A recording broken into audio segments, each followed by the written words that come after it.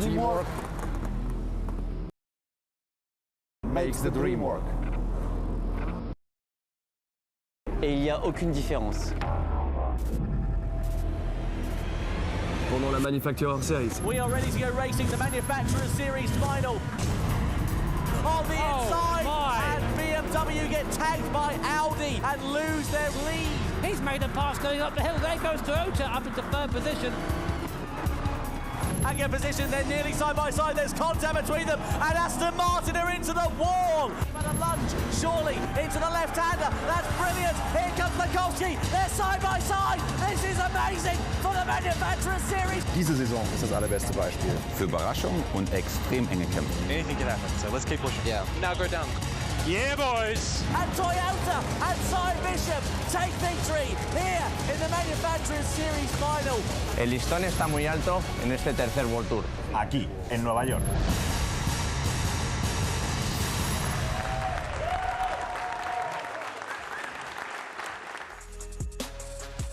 Hello and welcome to the FIA certified Gran Turismo World Championships, coming to you from the city that never sleeps, New York City.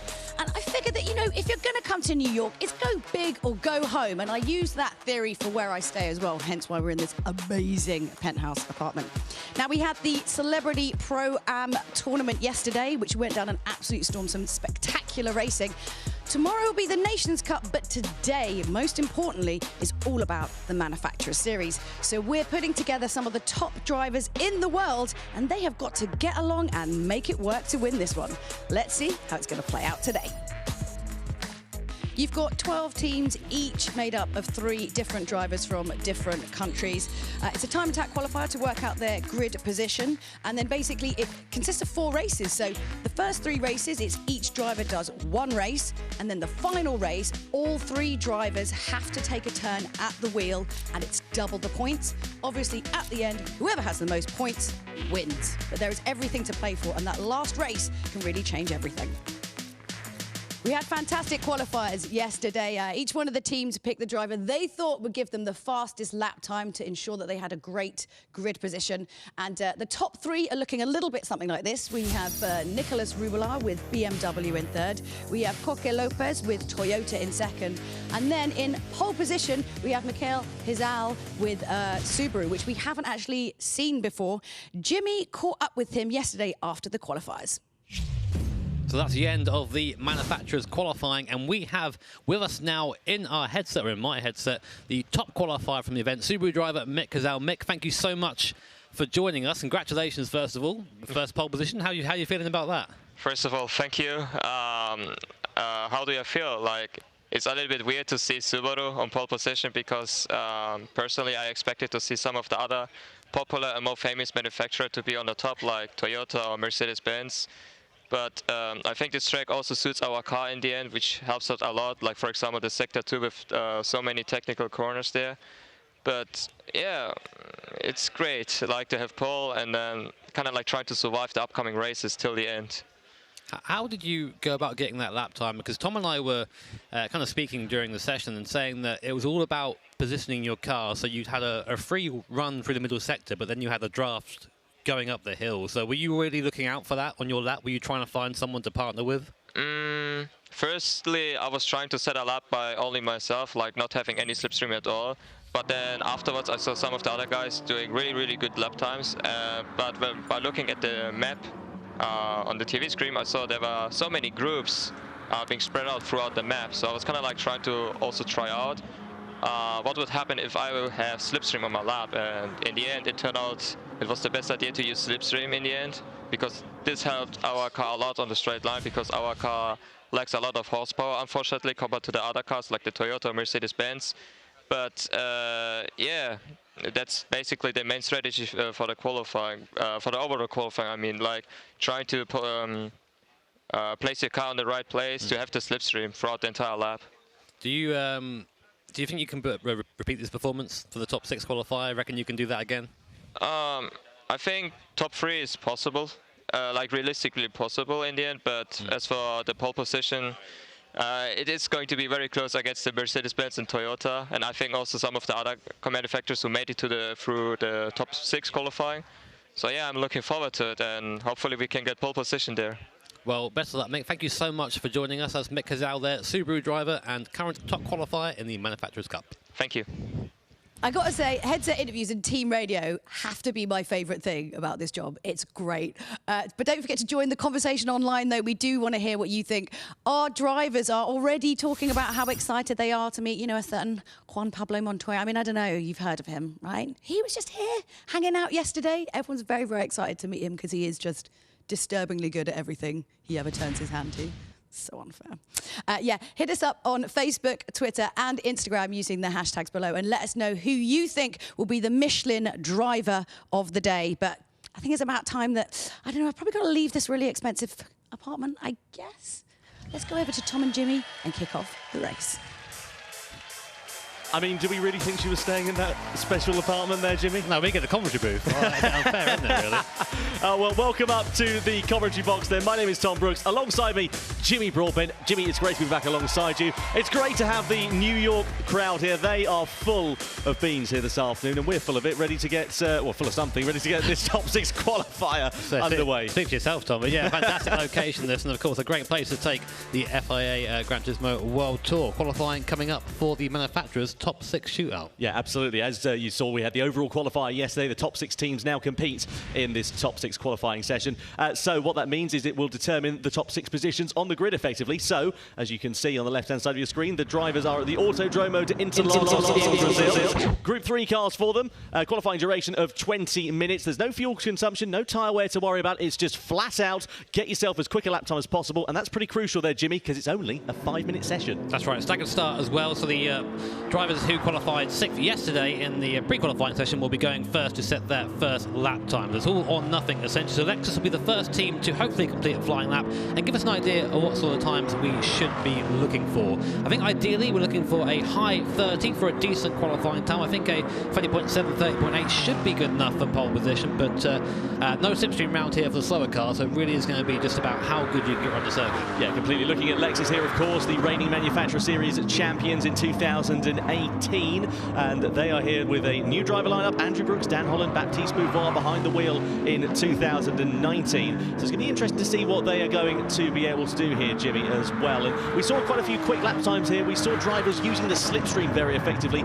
Given the fact this session's a bit shorter, I don't think that it's going to have, they're going to have as much of an opportunity to be able to do that. No, it's all about really maximising the opportunity. Right now you've got Adriano Carazza there. He's at the head of the Porsche field. Then we have Mercedes coming across the line. You're seeing all the drivers right now for each team. So here is Mercedes. Cody Nikola Lakowski is given qualifying duties for that car with Ant Felix and Bernard Valverde there as well. Here's BMW. Another stalwart in the manufacturing series, Nicolas Rubelar, who's been in BMW for a long time, saying he wasn't quite happy with the tyre wear in the BMW. Luckily, though, this is all or nothing, so it shouldn't matter too much. No, it's under race conditions where he's going to have to think about it a little bit more, isn't it, there for Nicolas Rubelar. Now, what about Coque Lopez? We know how strong the Toyota team have been with Fernando Dudeleg and also Cy Bishop alongside him. But, of course, Coque Lopez, a brand new name in that team here this weekend. Yeah, and then we just saw Subaru come across the start-finish line to start their flying lap. Meanwhile, Lexus coming around the last corner now. Nice exit off there, a little bit wide there. Very easy to get dragged off into the Astro and into the grass if you take liberties a bit too much with the curb. Now it's just a drive to the line, and we're going to see our first qualifying time coming now. The driver here will go right to the left-hand side of the circuit, hug the pit wall as the shortest line to the start-finish line. Let's see what they can do. Lap time's going to be a 1:32.1. Not a great starting time for Lexus. Meanwhile, Porsche behind them on track, already a 10th up. Absolutely right. Here is Porsche then of these teams, by the way. There are 3 drivers in each manufacturer, and on Friday they had to pick their qualifying driver, their time attack driver. That is the same driver in this top 6 qualifier as it was in the overall qualifier yesterday, and Porsche go to the top of the timesheet, a 1:32 flat for them, so a very good representative lap time. Now, what about Cody Lakowski? He's behind the wheel of the Mercedes-Benz team, and he's coming through the final corner and over the timing line for Mercedes-Benz. What can he do? It's fastest of 1:32 flat, just 400ths of a second faster than Porsche there. Meanwhile, BMW on a storming lap right now, 1.5 seconds clear of Mercedes-Benz in the middle sector, coming across the start-finish line to set that lap. They lose it all coming up the hill to that BMW up the hill. Short of power, it seems. The Toyota, though, a car that is not short of power. Very quick in a straight line. We should see it improve on the Mercedes if it's a nice, clean run to the line. Opting not to hug the pit wall. They go fast. The first cars into the 31. Toyota are winners from last time out at Nürburgring. Here comes Mick Hazal, though, Tom. 2 temps up nearly. Yeah, Subaru coming over the line. Mick Hazal does it. Can he do pole? Yes, he can. A 1:31.9 there for Mikael Hazal. Absolutely brilliant stuff there for the Subaru team. Now, Lexus, they're a bit further down here on this lap, Jimmy. They're not showing their potential in this session, and running wide like that on that corner exit isn't going to help them either. Yeah, that'll be the qualifying over for Lexus, really. They're not going to improve for that time. They're already 4 temps down in the middle, and going wide at the last corner is not going to help, so we're very unlikely to see them improve from 5th position. With BMW, I think, up next behind them on circuit, and we'll see what they've got. See Lexus cross the line, they're 1:32.3. They stay in 5th position for now. Well, here comes Porsche. 2 temps down themselves on the fastest lap at the moment. They may improve if they have a good run up the hill, but it's all about straight line speed up here, and these cars are pretty close on the straights. They certainly are. Over the timing line come Porsche, then it's not going to be anything to write home about, I don't think, and certainly it isn't. They're a 10th of a second down. They do not improve in time. Meanwhile, Cody Lakowski behind the wheel of the Mercedes-Benz also not going to improve on this lap. He's already 6 tenths down in that final sector, so it's not a dream end to the session. It'll be the head of the second row at very best for Mercedes as things stand here. Subaru not doing too much. Likewise, BMW, they've really not shown their potential. They might be in contention to just move a little bit further up here, Jimmy, but it's not really anything too much to write home about. Over the line they come, and they lose time in that final sector. It's a personal best for them, but they don't improve in position. We're here for an upset, Tom. Mick Hazal didn't think he could get pole position in this Subaru with no draft, but here he is, top of the timesheets. Can Toyota go quicker? No, they don't. Subaru take an unlikely pole position. They haven't crossed the line just yet to end their flying lap, but that's it. No one else will come across the line. Mick Hazal in the Subaru, a 1:31.9. He doesn't look fast. No, that'll be something, well, I was going to say something to smile about for Mick Hazal, but certainly doesn't seem to be. A bit more of a bois expression there for the German-Turkish driver, doing a really good job in that session. There you are, there is a smile and a bit of emotion from the calm and cool customer, and a nice congratulations from Cody Lakowski of Mercedes-Benz there as well.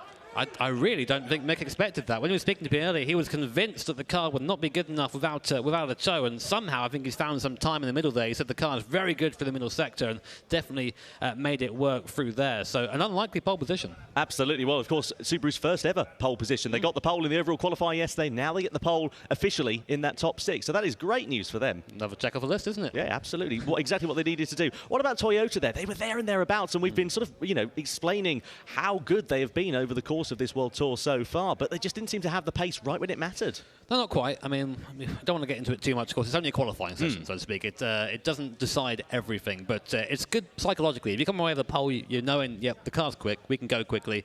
And that'll just be that little psychological advantage there for Subaru over Toyota, I think. And BMW languishing at the bottom of the timesheets as well. I mean, I don't want to go on too much of a negative spiral, but that session, I mean, Nicolas Rubelar was saying how the car is lacking in terms of tyre wear. Seems to be lacking a bit of punch on the straights as well. I think the positive they can take from it is that they were through to the top 6, which is something, given that Nico was, again, quite negative about the car yesterday. So even being in the top 6 is an achievement. Not quite where they want to be, but no, it's better than starting last. Absolutely. And, of course, now we've seen the time attack drivers in the cars. Now they're going to change over to their race 1 drivers. So it is going to be interesting to see how they all fare in race conditions for the first time here. Yep, definitely. And, of course, qualifying drivers and race drivers are a bit different. Anyway, here are our top 6 qualifying results official there. Mick Hazal for Subaru, as you can see, taking the pole position at 131.9, only just there from Coco Lopez in Toyota, a 131.97. Then in third is Cody Nikolai-Latkovsky for Mercedes, 132.0. Karatza in fourth, Lexus there by Brooks in fifth, and Nico Rubelar, BMW in 6th position. Absolutely fantastic stuff. So then, race 1 about to get underway for the Manufacturer Series, but I think it's time we bring in Julia Hardy. Oh, look at that. I'm just coming from my really fancy apartment, which was apparently down there. Yeah, underneath the PlayStation Theatre.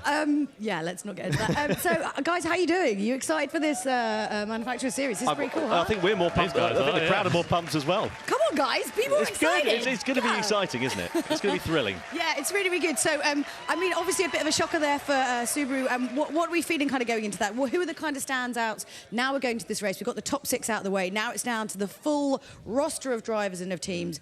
Who's your pick? Who should we be looking for? It's anyone's game, really, isn't it? That's the thing, is that we have such a wide range of drivers here.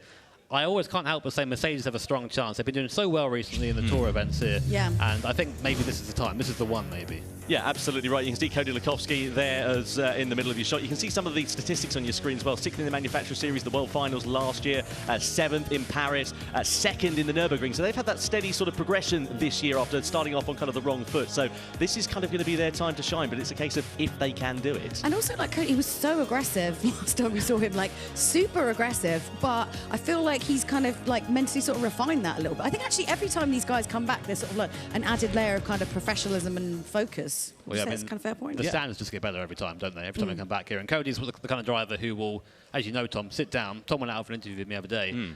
He reflects. He really does, yeah, he absolutely does. And it's worth bearing in mind, of course, Anthony Felix, Bernie Valverde, his teammates. Of course, it's not only a one-man effort in the Manufacturer Series. Bernie Valverde, Costa Rican touring car driver. Anthony Felix held in very high esteem in the World Tour rankings as well. So that is a very strong team lineup. Yeah. How about, I mean, so we've got, you're calling out Mercedes. Who else should we be looking at? Come on. It's hard to look past Toyota, really. We know how strong they were in the last World Tour at the Nürburgring. Course, yeah. You know, Cy Bishop, they've got Coque Lopez. He's been a nearly man so far this year more than anything. You can see Coque, he's in the seat as things stand at the moment. It's like he's been here forever. He has, yeah. He's part of the furniture. Yes, agreed. Yeah, he seems really, really focused as well, like going into this. They all do, actually. They all seem very, very focused.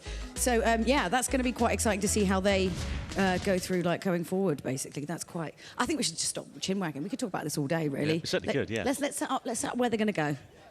Yeah, absolutely right. Well, yeah, we will get on to that in just a few moments' time. But yeah, I'd say Toyota really in a good position. We saw their straight line speed, especially there in that qualifying session, Jimmy. Their pace over one lap is good. Their race pace, though, crucially, is very strong as well. So it could be a Mercedes-Toyota battle, but we could see a few surprises there. We know how Subaru were very quick in that qualifying session, but that doesn't always translate to race pace. No, definitely not. I mean, we can also talk about the rivalry between Cy Bishop for Toyota and Cody for Mercedes. But on that subject, we actually have an interview from that. If you missed it last time out, fantastic finale to the World Tour event in Nürburgring. Let's go and check that out.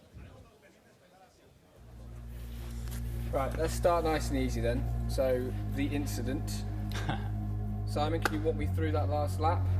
Okay, so when the last lap started, these guys have done an amazing job to give me a gap. Race from Toyota and Yamanaka and Kevin to put the car in this position, but now it's just a fist fight on the circuit, and it's between Cy Bishop and Cody Latkovsky. I knew I just had to stay steady, not make any unforced errors. And then when I got to the straight, I thought, oh yeah, he won't be able to catch me. And then next thing I knew, he's coming up beside me. Here it is now, a straight fight between first and second, down the back straight, Cody in the slipstream. And he gave me a wee bump as we were going down to his last corner, so I thought, no, I'm just going to stay with us. So got to that last corner, I just knew if I didn't outbrake myself, then it was down to him to try and pass me around the outside, and we saw what happened. So we got the win. Oh, they're side by side still, and Toyota and Cy Bishop take victory here in the Manufacturers Series final. It's hard to kind of talk about rivalries because actually when you hang out with these guys, everyone's like super lovely. But when they're on the track, it's like different thing, totally. Why don't you talk us through the track that they're going to be racing on to start with? Yeah, the Blue Moon Bay Speedway, a first for the World Tour, and it's the infield layout as well. So it's not the oval layout that you might be used to having seen in events previous, but the infield section, it's a road course effectively, runs in an anti-clockwise direction, 3.3 kilometres here, Jimmy. Very fast and flowing in some sections, but that infield section, a few tight and twisty corners as well. Yep, it's a roval if you're here in the US audience. You will understand what that is. Best corners to overtake T1 and T6. T1 with the draft down the straight. If your car's quick in a straight line, that's a great place to do it. If you're good in acceleration and under the brakes, T6 might be better indeed. So we're using our Group 4 cars, racing hard compounder tyres, tyre wear rate at ×12. So whilst it isn't going to be a massive issue for our drivers out there, if you are hard on the tyres in the first few laps, you're going to feel it towards the end. Yeah, it's going to be crucial to make sure the tyre management is kept in place, and of course that'll bear more relevance as we go into the latter races, races 2 and 3, and of course the final later on. There's so many things to think about and consider in this. We'll do it for you. Yeah, thank you. Thank goodness for you. You're here. Okay, let's get the first race for the Manufacturers Series here in New York kick off. Could you please all be upstanding for the national anthem of the United States of America?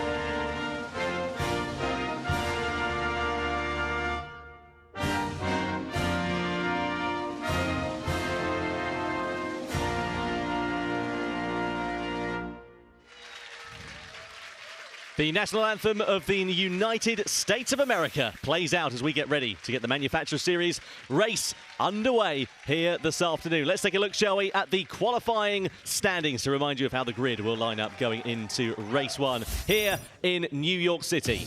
So as you can see, it is Subaru there taking the starting grid. In first position there, De Jesus is the starting driver. Toyota second, Felix third in the Mercedes, Matt Simmons fourth. Daniel Holland in the 5th place position in the Lexus with Nico Rubler 6th, the last into the top 6. Meanwhile, it's Ford, Aston Martin, Hyundai, Volkswagen, Alfa and Jaguar are going to be lining out the rest of the grid here for race 1. Good to see Pierre Lenoir back, but that Jaguar not doing so well out there on track in terms of the qualifying standings. Let's see if Pierre can turn things around in race conditions here this afternoon as well. So here is Fernando Dudelec then. He lines up in that Toyota on that front row of the grid. It's going to be crucial to see how they will do. And of course, as we said, Jimmy, a very unique and new challenge here at this Blue Moon Bay Speedway. Yep, it's a circuit of two halves. I say that a lot, but I mean it here. It's a roval circuit, so half the track is very fast, very high speed. All about positioning your car in the slipstream in the draft in the right time. Infield, completely different story. If your car's good in the brakes in the slow speed corners, you're going to very easily make up some time. But there is Matt Simmons, GT Academy winner from yesteryear. Great to have him back again. Yeah, really is good to have Matt Simmons back, and we saw his performance in the Nürburgring was relatively impressive, and he'll be hoping for better things this time around. Now here are Subaru, the team that start from pole position. We get ready though to get race 1 of the Manufacturer Series underway here in New York.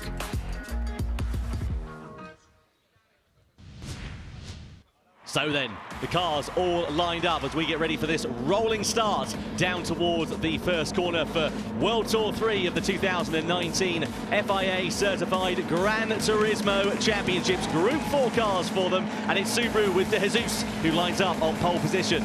Alongside them on the front row of the grid, it is Toyota with Fernando Dudalek. Keep an eye out for him down towards that first turn. Mercedes with Anthony Felix on the second row of the grid in the Mercedes SLS AMG. And it's Matt Simmons, the Australian, in the Porsche alongside him. Row 3, Lexus, Dan Holland behind the wheel of the Lexus RSF machine. And in 6th position, it's Nicolas Rubelar in the BMW. Let's see if the M4 is kinder to him in race conditions than it was in qualifying. Ford with Armin Aga-Khan in 7th place. And alongside them is the Aston Martin, the American Nick McMillan in 8th position in the V8 Vantage. Then it's Hyundai with Connor Healy in 9th place in the Genesis. And then in 10th position, it's Volkswagen with Nishimura. And then the last row of the grid, Alfa Romeo with Daniel Solis, the American, behind the wheel of the Italian machine. And 12th position is Pierre Lenoir. Work to do for him from the back of the grid in the Jaguar. So cars now just lining up for the rolling start. It's a close rolling start, so a very good opportunity to get a pass done early on. It'll be Subaru leading off the front of the grid, something we didn't think we'd see at the start of this session, but Smiles over there down at Subaru, Camp Toyota there behind, and of course the AMG Mercedes always there looking to pounce on any opportunity. Rolling up then to start the first race here at New York. So then, Subaru, pole position. What can they do down towards that first corner? The good thing is it's quite a wide and open first corner here, so not a hard braking zone for them to contend with. We shouldn't see too many moves being made, but we will see the slipstream being taken into effect. Group 4 machines, to remind you, entry-level cars. They are modified production machines and all manners of drivetrains available: front engine, rear-wheel drive, mid-engine, rear drive, etc., as the story goes on. So Subaru on pole position then as they lead the field, ready to come over the line. So World Tour 3 in New York is about to get underway. The crowd are ready here. We hope you're ready wherever you're watching in the world. Manufacturer Series in New York is underway, and Subaru predictably get the best start. Everybody ducking and diving into the slipstream as we head down in towards that first corner. Will any moves be made? Look at Mercedes-Benz. They dart towards the outside line. Lots of moves and lots of anticipation as we head down towards the first corner. Subaru do hold on to the lead, but Toyota having a sneaky look and already certifying their intentions very boldly indeed. They go down the inside and are going side by side for the lead of the race. Lexus versus Porsche as well for 3rd position. Subaru, though, do hold on. Just cutting across the nose of Toyota there and making sure that Toyota was not able to take the position away. All nice and clean back there. Lexus with a good start up into 4th position. BMW there in 5th. Mercedes, though, terrible start all the way from 3rd down to 6th position. So a horrible start there for FT Andrew. Tried going a bit wide at the first corner. Meanwhile, there, Lexus and BMW scrapping, and Porsche trying to harry Toyota. They're nose to tail now coming out of the infield section. And before we know it, we're almost back onto the oval and it becomes another straight line speed competition. Mercedes have had an absolute shocker of a start here, Jimmy, considering where they qualified. They're down into 6th position with Porsche making an absolute flyer of a getaway up into 3rd position. Keep an eye out for Jaguar as well there, Jimmy. They made their way from 12th up to 9th on the opening half a lap here. Yeah, great start there from Lenoir. Again, good to have him back at his competition. He's very much getting on with it very early on. 3 positions in the first lap. So 1 lap down, you see Subaru there going low on the oval section just to try and break the toe from behind. Meanwhile, behind Lexus and Toyota are looking to try and improve the position. Porsche on the inside. Lexus with the toe from Toyota in front. Porsche is just going to be, I think, outrun by Lexus. They're going to run all the way around the outside now. It's a very long left-hander. Lexus slots in up into a podium position, and BMW is watching it all happen now. Coming into the infield section of one of the first big heavy braking zones here. And it seems that Subaru at the moment just about has it under wraps. However, that Toyota is looking very, very feisty indeed. Certainly is in this infield section. That is where the Toyota looks very strong, as you say, Jimmy. Subaru and De Jesus doing a good job of parking that car exactly where the Toyotas don't want to be, but they're going to have the outside line going into this hairpin. They try and go the long way round. Are they going to make the move? They're side by side into the hairpin. There's a bit of door bashing as they go through it, and Toyota hold the move. And look at Lexus. They've taken profit here as well. They've taken the lead away 3 wide into the left-hander. Toyota takes the lead away. Subaru amongst my Porsche as well. Lexus ruffled onto the outside, and keep an eye out for Mercedes-Benz, who are coming into play as well. That's what happens here. You start overtaking, the field just bunches up, and like that, Toyota take the lead, and Subaru go down to 4th place in 1 corner. But now it's another drag race. Porsche are right on the back of Toyota. This Group 4 GT86 isn't the fastest in a straight line, but that Porsche came in behind, currently driven by Matt Simmons, of course, vastly experienced. Looks to the outside here. Toyota driver goes to the inside to try and defend. Can Matt Simmons just go around the outside here, carry the speed? Let's see, coming down to T1. No, can't quite do it. He's going to try and cut back in, I think. No, the Toyota has the front end grip for now, but he should have the run coming out of his first corner, Tom. Yeah, look at that, and look at Lexus in the background going side side by side with Subaru as well for track position. That is very exciting indeed. Porsche harrying Toyota. And look at the gap the top two have been able to bridge out to BMW here in third position as well. So those top two, whilst the others have been squabbling and fighting behind them, have just been able to put a bit of daylight between themselves, give them that little bit of a buffer here, which is going to be very important if they start scrapping. Only a short rate this. We had a penalty there for Hyundai. There's a contact that we didn't see on camera right there, but of course our stewards are very much on top of that. Here's a replay. I think we're going to see what happened here. Looking for Hyundai just in the pack there. You can see just in the middle, coming down to the inside here.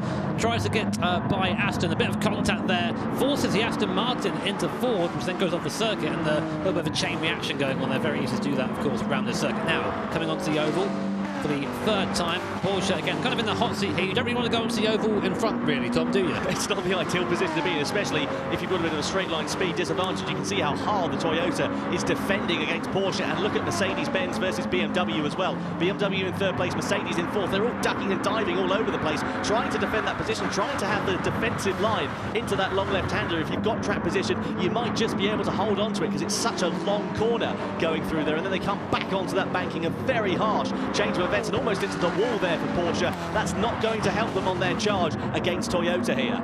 So here we are then, Toyota still just about leading the field. Now we're on board with Mercedes-Benz. Bad start, down to sixth position from third, but now starting to regain that. And they're looking feisty. This is FD Ant in the car at the moment.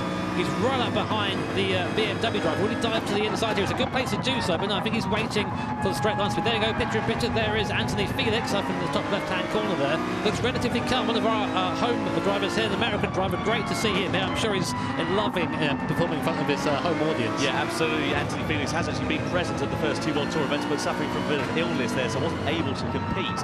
Great to see him out here in New York. Great to see him on track and performing very well for the Mercedes-Benz team. And you can see just how calm and collected he looks. He doesn't look like he's flustering. He's not trying to go too defensive. He's got a bit of a buffer to the car behind as well. And now he's on the attack against BMW in this slipstream here. See the speed there in the bottom right-hand corner, 220 kilometres an hour, about 140 mile an hour, 150 for you guys here in the US. Looks to the outside. Can he get a long way around the BMW? Tried to start at the start of the race. It didn't work out for him.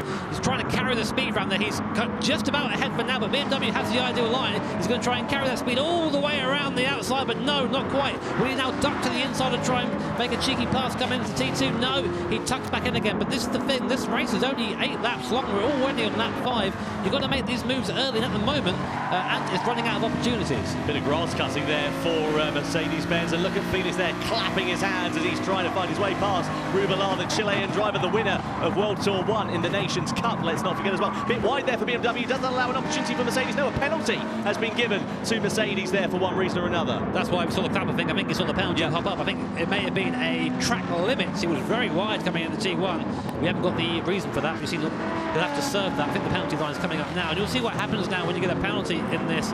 You come across the penalty line and you come off throttle for a full half a second, and it's usually in the most damaging place possible. So we'll see it come up now, and it's going to tumble down the order. Yeah, it certainly is. There's not much of a gap to Volkswagen behind. There's 18th of a second, so he might just be able to hold on to it. Look at the slipstream here, though. This is going to be crucial for Felix. He wants to get himself ahead of the BMW, get himself as much of a buffer as he possibly can before they come into that penalty zone. But again, a good defensive line there from Nicolas Rubilar. Holds on to that track position, doesn't allow Anthony Felix to find his way through.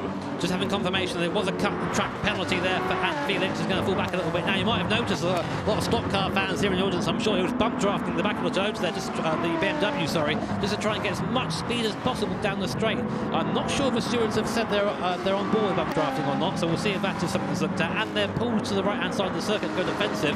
Volkswagen up into 5th position, up into 4th now. Where have they come from? Absolutely brilliant stuff. It's been a quiet race, actually. I was chatting to a couple of the Volkswagen drivers earlier, and they said it's not the car to be in at all. It's absolutely shocking out there on circuit, but doing a really good job, conversely, in 4th position now, as Mercedes have actually managed to find their way back through. So Felix now into 4th place. BMW onto the podium here, Jimmy. And I tell you what the crucial thing is, it's not necessarily going to be can you make a move into turn 1, it's can you make a move before the start-finish line here on this banking, because if it's a final lap scrap for position, that's where you want to be ahead, obviously. It really depends how close you are, I think. You can see straight away what a Toyota driver does there. He goes straight to the bottom of the circuit and just tries to break the toe as early as possible. You can't really weave down the straight, but you can make the move early. and try and get it done that way. Again, Porsche looking all over the back of the Toyota, but they just can't seem to do anything in the straight line. I was under the impression this GT86 was actually pretty slow in the straight line, but if anything, it seems to be the opposite. It seems to be pretty damn quick. Yeah, it doesn't look like Porsche have got any answer to Toyota as things stand. Further down, there's some good battles going on for track position just behind, as you can see there, 5th and 6th position. Rather 6th and 7th between Lexus and Jaguar. Jaguar doing a great job of ascending through the field after that very difficult qualifying down in 12th position. You can see here Toyota, you can see Fernando Dudalek, who is behind the wheel of that Group 4 GT86 machine at the moment. A nice, characteristically smooth driving style as things stand. And I tell you what, though, it's been an absolutely brilliant race, this, though. A tale of two halves, because Subaru have gone from, of course, starting on pole position down to 9th place. Yeah, brilliant race for Toyota, not so much for Subaru, all the way right down the order there. So it seems that De Jesus is really struggling to get that Group 4 car around here at Blue Moon. Not the start they would have asked for after a great qualifying session. But meanwhile, we are now coming on to the final lap, and Toyota seems to have just enough of a gap to get across that start-finish line before Porsche start putting up. Here comes BMW as well, though, and Mercedes-Benz. So it looks like it's going to be two battles, one for third and one for first. We'll keep an eye on it. As you see, FT Ant using all the track and a little bit more there, just rubbing the car against the barrier on the way into the corner. Sparks flying up from the side of that AMG Mercedes, and now looking to try and get onto the back of that M4 in front. Not sure it's close enough here. Porsche is now right on the back of Toyota through the first section. They had a great first corner. Here's a replay of something going on back for 5th and 6th. I think it's Lexus and VW. Lexus sending it out the inside of VW, going up into 5th position, a great past that. But I want to see what's going on at the front of the field, Tom. Yeah, absolutely brilliant stuff here at the front, because Toyota still managing to hold on to this race lead, not succumbing to the pressure of Porsche. And it's kind of going to have to be there, really, wasn't it? Turn 6, where that move was going to need to have been made for the race lead. And so far, Toyota are able to hold on. Unless Porsche can get the mother and father of all exits out of this final series of corners, it's going to be Toyota's race to lose this. Here we are then, coming around the last corner. It's going to be a drag to the line there. The Porsche is quicker than it, closer than it was, on the last lap round. You can see there, Matt Simmons in the Porsche, just trying to centre himself, but that's what it's going to be. Toyota drive to the line, no challenge there. Meanwhile, in the background, BMW get past Mercedes, but it is Toyota that take the first victory here at New York in the Manufacturers Series. BMW third, and that was Mercedes-Benz fourth. Lexus managing to come back up into 5th position, but Subaru from pole position down to 10th. Deary me, that is an absolute race to forget. Hyundai also being left high and dry more than anything for the Korean manufacturer down there in 12th position. Fernando Dudalek, though, absolutely brilliant stuff from him. You can see Matt Simmons just coming in there and congratulating him. Oh, to be a fly on the wall on the team radio following that race. There is Nicolas Rubelar as well, the Chilean driver. Not a bad race at all for BMW, considering he was, really quite disappointed following their qualifying performance. I think that's some kind of consolidation for them. I think we'll be happy with that. You know, it's not bad to get a podium in the first race. Great to see Matt go over and shake the hand straight away. I know it's a bit of a running joke, but the sportsmanship here is probably one of the best in the world. You have the scrap on the track and afterwards you say, good job, enjoyed that. Shake their hands, brilliant. That's what we like about it, isn't it? It's the fact that all the drivers are able to get on, and we have such good camaraderie and relationships between pretty much everybody, isn't it?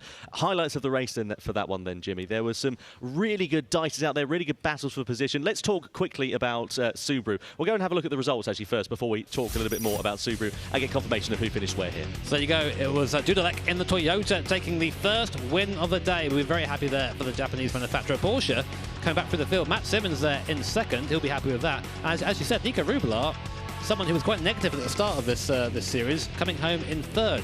Going down the field, though, great race for Pierre Lenoir. Started in last position in that Jaguar, 7th, so a great effort from him. But again, just to focus on it, really, Subaru.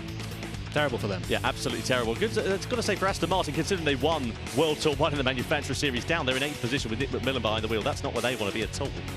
No, not at all. But we're going to go to some replays now at the moments of the race. So here we are. Here was the start. Subaru, of course, taking the pole position. Not really want to be on the no. We want to try and get into the draft of the guy behind you, but it was quite scrappy at the start. Lexus had a good start, almost getting alongside Porsche. And Porsche, who were, of course, coming home in second place at the end of the race, ended up in 5th. So here was a scrap, 3 wide on lap 2. This is where Toyota inherited the lead, and Subaru got muscled out through the middle there, going from 1st down to 5th. That was the beginning of their downfall, really, for Subaru in that race, wasn't it? You can see there side by side with Lexus. Here was BMW versus Mercedes-Benz here as well. lots of great racing going on. We've got some team radio going on between these drivers in this race here as well. So we'll piece together what happened. Here is Anthony Felix. That's the penalty there being given for the Mercedes driver. Got a track limit. Yeah, a track limits penalty confirmed there for Anthony Felix. Disappointment there for him, really, but he did manage to turn things around towards the end of it. He did put the car home in fourth position, but of course it was Toyota and Dudelank who came away with the honours, and here was it there. Across the line, nice and easy. One race down, two to go for them. Absolutely fantastic stuff. Toyota then take victory in race 1 of the Manufacturer Series. There we go. Nicely done from Anthony Felix in the podium positions as well. Great stuff from him. Great recovery following that penalty. Great to see here in New York. In the meantime, though, let's head down to Julia, who's with our Toyota winner of race 1 in the Manufacturer Series.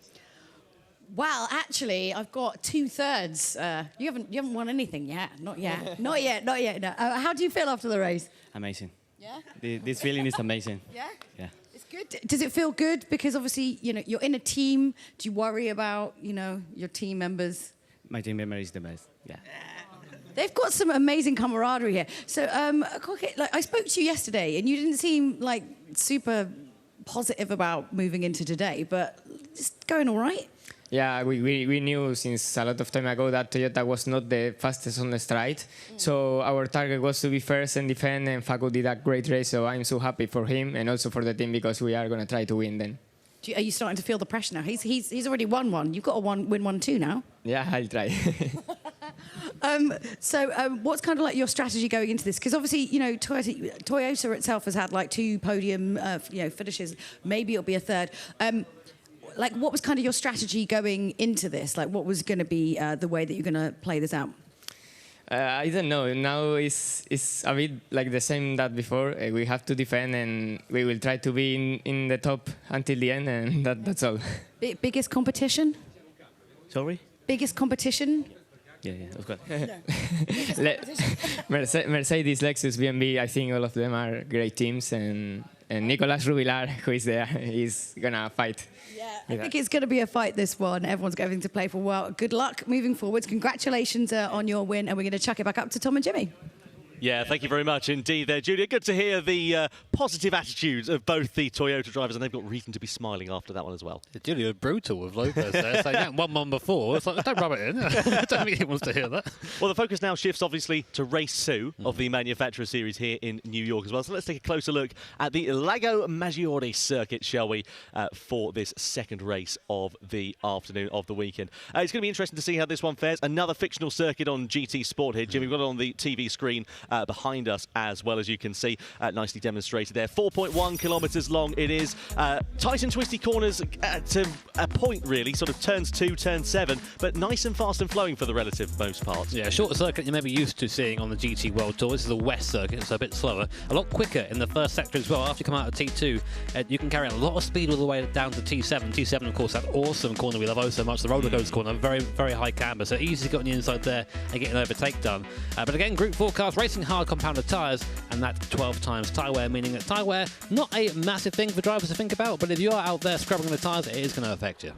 Yeah, certainly is, and you can see where the penalty line is there, just coming out of turn 6 in towards turn 7. That's, well, the last place you want a penalty, obviously, going onto that straight, because it's the best overtaking opportunity. No, I think if you saw a penalty pop up at that point, you'd be saying, oh, bother, inside your virtual racing helmet. So. Well, let's have a look at the standings, shall we, after race 1 of the Manufacturer Series. Just remind you as to who is standing where. Of course, race 1 reflects the results of the standings. So 12 points for Toyota on the board, 10 points for Porsche, 8 points for BMW, 7, 6, 5, 4, 3, 2, 1, all the way down to 10th position there for Subaru. No scores for Ford and Hyundai, so they are going to have the race of their lives to turn things around here. So here are the top 3 currently, which is good for us. We have Porsche on the left, Toyota in the middle, and BMW. The last results from the World Tour, you see, all pretty consistent. They're really first and fourth for Porsche and BMW, with Toyota taking, of course, the win last time out at the Nürburgring World Tour. So very strong teams at the top of the moment. Yeah, absolutely right. Very consistent. That's the crucial thing in the Manufacturer Series, isn't it? And it's really impressive to see how consistent they've managed to be over the course of this 2019 Manufacturer Series season as well. I can hear the crowd, and you can see the crowd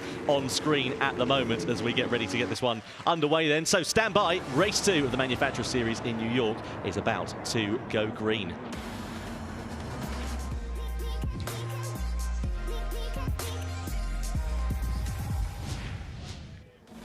The cars lined up then on the grid, another rolling start, Group 4 machinery.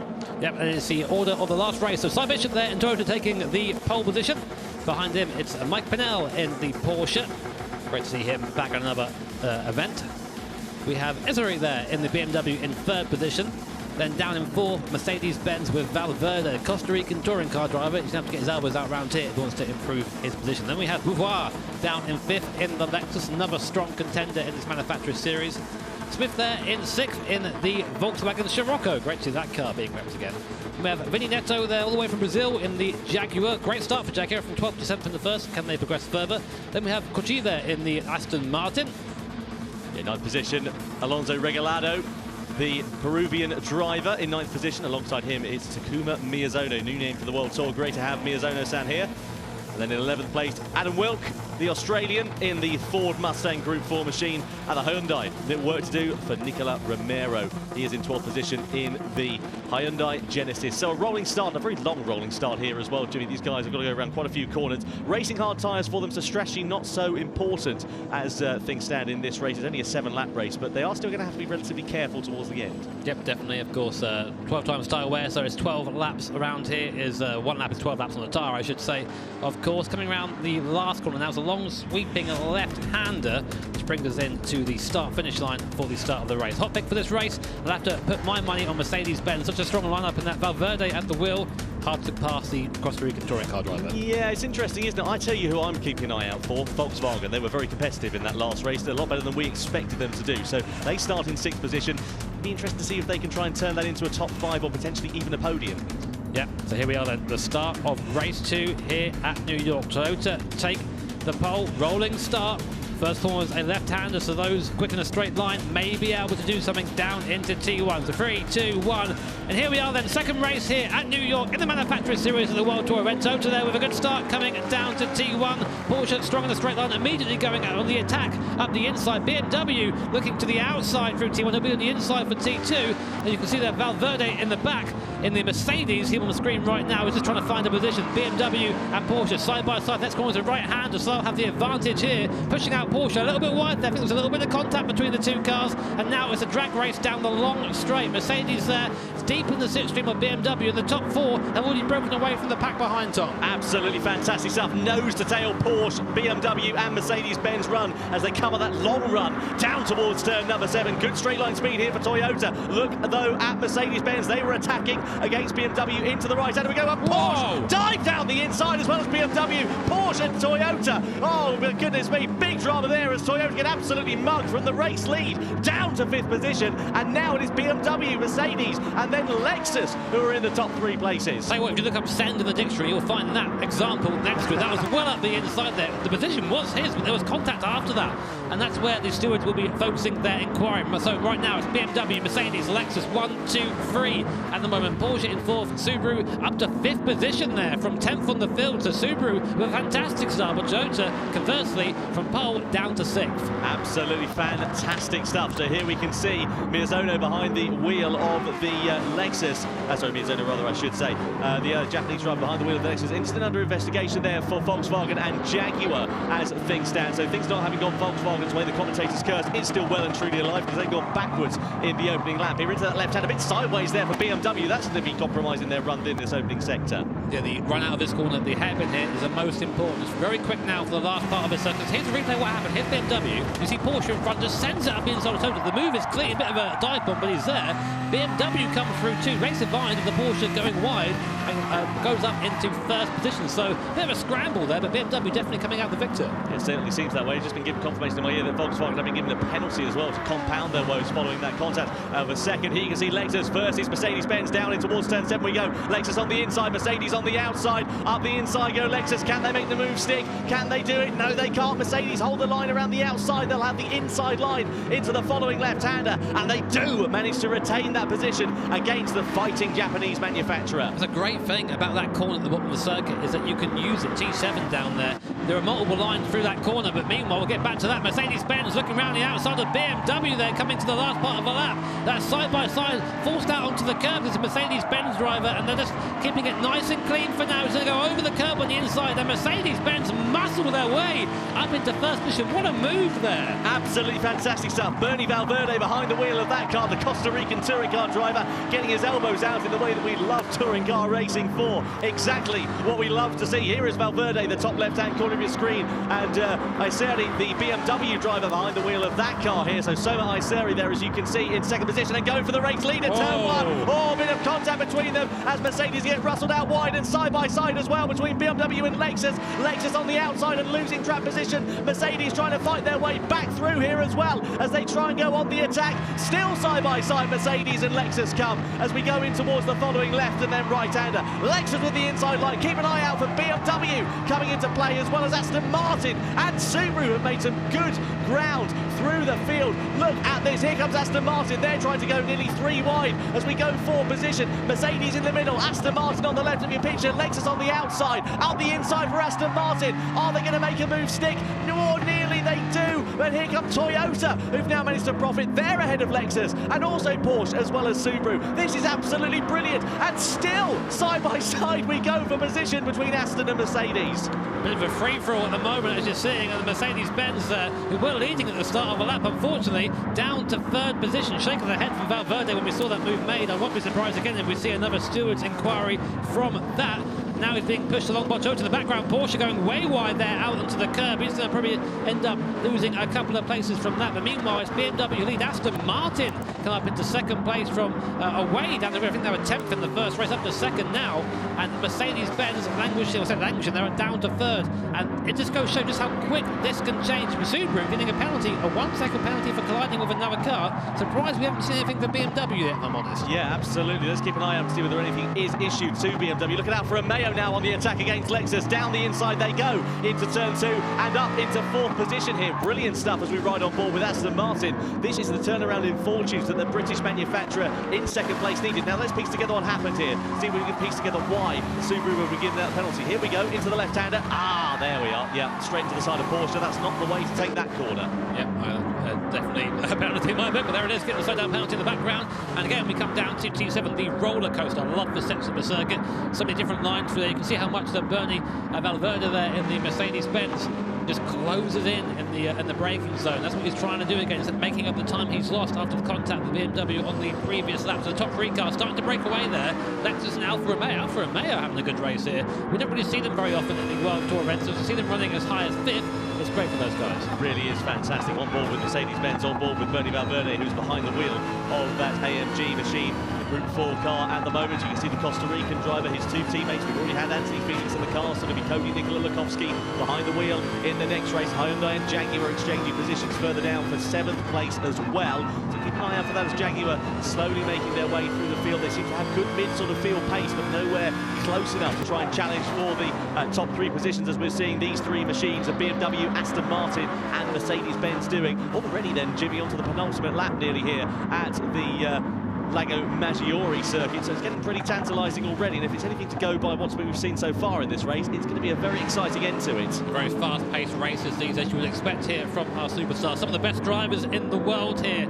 taking part in this competition, and my oh my, they're putting on a show for us. Now again, coming down to T7, we have Mercedes-Benz in the hot seat. There's a double slipstream there coming down. BMW goes defensive nice and early. Aston Martin follows him, dives inside, sells him a dummy, gets up the inside now, coming down. He'll have the line, but can BMW run it around the outside as we've seen them do before? Watch Mercedes-Benz, where are they in the background? They're going to come through the middle, touching a touch there from BMW. Valverde repaying the favour to the BMW team. Aston Martin, though, up to 1st, and BMW down to 3rd. Well, very aggressive stuff here. Elbows out for Mercedes-Benz and Bernie Valverde there in 2nd position. You can see Ayseri behind the wheel of the BMW. Gets muscled out a little bit, but he looks quite calm and comfortable at the moment. But what a great turnaround in fortunes this is proving to be for Aston Martin. Don't forget, they were 10th after race 1. They are now leading race 2. This is exactly what they need to do to get themselves back in contention, to get into the final and be with a good position to try and take the fight to the front. Importantly, it's going to be a very strong result for Mercedes-Benz and BMW if this continues. These are our two contenders right now, I think, in the point standings. But of course, they've got to get to the line yet again. All coming to the inside, trying to break the toe. Aston Martin taking the race in line, all following, snaking down the front straight. Harden the brakes into T1, the left hand, and not quite close enough there was BMW or Mercedes to make a move, so they'll just slot back in again and here through the hairpin for the 6th time. I'll tell you who we haven't mentioned so far in this race, Jimmy, is Ford. They've made their way up to 5th position in this one. That is absolutely brilliant from the Ford Mustang team. Catch that. Absolutely amazing. Adam Wilt behind the wheel of that car is doing great things here. That's what happens when you're focusing on the lead. Sometimes you get these great moves going on down the field. And there is a Ford Mustang there, a car that the drivers don't think is that quick around here. And in the hands of Wilk is really being shown it can be driven quickly, coming down to T7 once more. Again, Mercedes, look how the car's pitched down there as they hit the brakes heavily and then camber around for the right hand and then back up the hill. And Aston Martin right now looking like he's going to be put under pressure from the Mercedes driver. This is going to be a fantastic end to the race here. Meanwhile, Lexus seems to be a bit of a cork in the bottle behind them in 4th position. And Wilk, the Australian driver in the Ford, he's not done yet. He wants another position. Well, absolutely right as well. Let's keep an eye out for the Ford and keep an eye out for Wilk behind the wheel of that car. The Australian driver is doing really good things in that Mustang. Didn't have the potential to perform in race 1, but it has got the potential to fight for the top positions here in race 2. And look at Mercedes now. They are right all over the gearbox of Aston Martin coming in towards the final corner. Surely they're going to try and set themselves up for a move here on this final lap.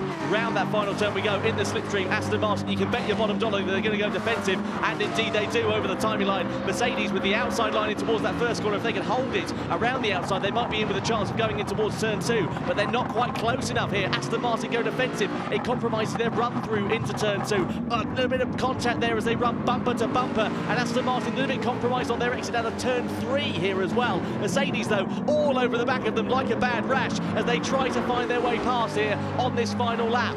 Shibe there, just looking just very cool for the position he's in right now. But this is going to be it. This is the moment to decide the race. Aston Martin going defensive nice and early. Mercedes-Benz following in the draft. We'll have to then go back to the racing line. Let's see Valverde there using his experience. The Costa Rican touring car driver tries to go around the outside. Can he carry the speed? Watch the inside. Watch the BMW. Are they close enough to make a move here?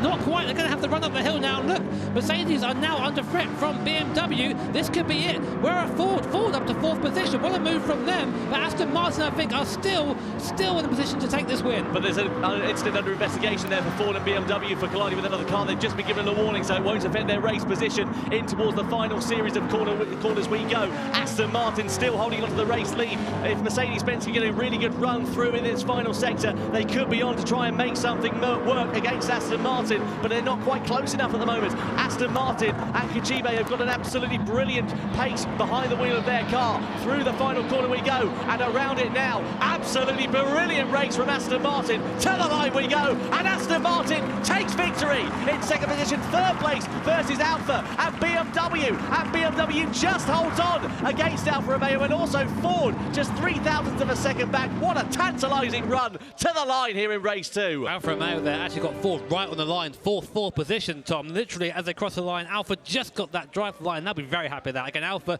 not really a team we see here very often, and to come away with a 4th position at a place like New York, big smile on our faces. What a race, and what a drive from Kajibe as well here. What an absolutely fantastic performance from him. You can see there, congratulations all round. Good to see that as well. There is Bernie Valverde just giving his congratulations to Kajibe. A mature drive and exactly what he needed to do as well. Given their difficulty in race 1, that's put them right back into play here after race 2. Aston Martin, unfortunately, at World Tour 2, they weren't there, were they? They weren't there. Coming back strong here. Great to see, of course, British manufacturer, of course, back up there always again. Nice. But that was an interesting race. I don't think we knew who was going to win that until we got to the last couple of laps. Mercedes-Benz, let's talk about that right now.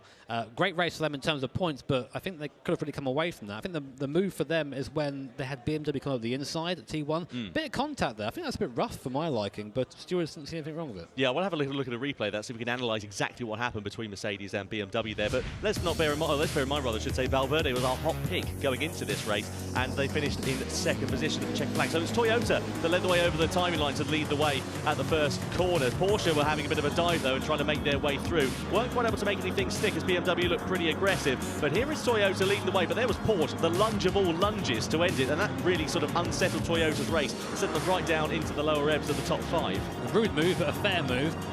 And here is Mercedes-Benz going around the outside of BMW. We actually have a little bit of radio chatter from these guys. See what they were talking about mid-race. Go, hug the inside. That's a good job. Keep going. Okay, let me take it on from here. Thank you. Being told to, like, shut up, I know what I'm doing. Yeah, leave me alone, I know what I'm doing. Oh, this was the incident between Subaru and Porsche that gave Subaru a 1-second penalty and really undid their race. They were in the lower half of the top 10 for the rest of it, there and thereabouts. Now, here is Aston Martin versus Mercedes. Aston Martin on the inside, Mercedes on the outside, and that was the corner there, turn 7. Keep it simple. Keep going, you're fine. Just gonna keep second, it's better, mate. Yep. Yeah. It's a good idea. Yeah, keep it calm and collected. There's no point battling for it if you're going to lose out. That was over the timing line then. Aston Martin taking a very well-deserved victory. Mercedes-Benz and Bernie Valverde settling for second best, and quite clearly the mature decision there. So here are the race standings as they are. It was Kajibe in the Aston Martin taken first position, Valverde second in the Mercedes, and Desiree in the BMW in third position. A great run for BMW and Mercedes is really going to help them in the standings. Meanwhile, of course, Jaguar, another decent showing down in 6th position, but again, Subaru and Miyazano, our pole sitter for qualifying in the first round, all the way down in 9th position. Well, there we go.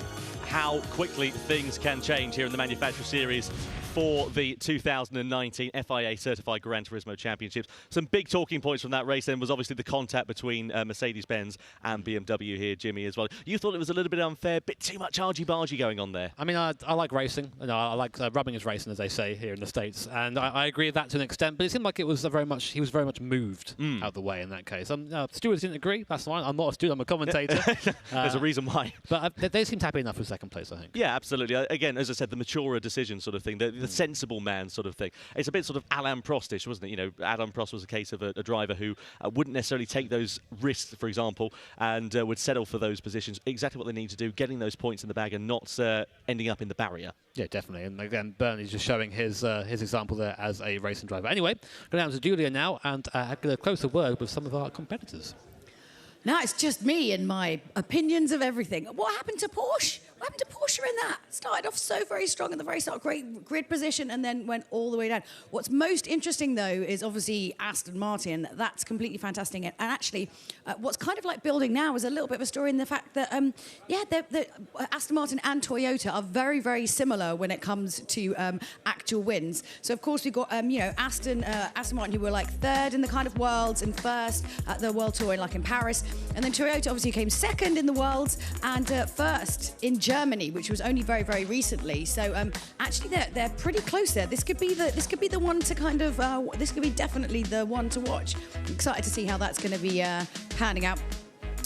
You guys, though, we still want to hear from you about who is the Michelin driver, your favourite driver of the day. Do let us know your thoughts about who that should be, and we're going to sort of obviously go through that a little bit later on. We're excited to know exactly what you guys think. You know, you're watching at home, you're seeing all of this. So next up, obviously, we are 2 races down in our Manufacturer Series. We have the third race, so it's the final driver from each team is now going to be getting behind the wheel, which is a lot of pressure, either to keep up or to somehow bring their team back. And after that, we'll have the 4th and final race, which means that every single one of those drivers will get back in that rig and race. And of course, it's double points. So who knows what's going to happen, because we have seen some pretty major upsets beforehand. You know, you just can't tell. And with that in mind, let's throw it upstairs to Tom and Jimmy. Guys, off you go. Yeah, thank you. Excuse me there, put my microphone back down. Caught me off guard that we had the makeup person up just a few moments ago. More on that, I'm sure, later. Anyway, so it is time for race 3 of the Manufacturer Series here for the World Tour 3 event. And, the Fuji International Speedway, what a track this is going to be, and what a lineup we've got in terms of drivers as well. We'll go on to that in a few moments' time. But this Fuji International Speedway, we know and love it for all the right reasons. We've seen some great racing here in the past. I remember all back in Salzburg. I remember that fantastic finale back there. Oh, yes. assume we'll see the same sort of thing here, but it's a bit of a difference this time. We're actually moving up to the Group 3 category of cars. A bit quicker, these cars, on the racing hard compound tyre. Again, an accelerated time rate, meaning that our drivers are going to have to try and conserve their tyres. Best overtaking zones for me, T1, definitely. Long straight down there, very easy to slipstream and tuck in behind the guy in front. Duck out at the last second, get up the inside, get the move made. Lots of action here at Goodyear, I think. And T10 as well. We know how drama-filled that was if we look back to the World Tour event in Paris earlier on in March, so keep an eye out for that. Now, in terms of the driver lineup for this one, Jimmy, Mick Hizao, Koke Lopez, Cody Nicola-Lakowski, Adam Sassuolo, Thomas Leonhardt, Shogo Yoshida. That is a driver lineup to behold, isn't it? It's pretty stacked, isn't it? It's going to be pretty mega. Let's get ready then to go, shall we?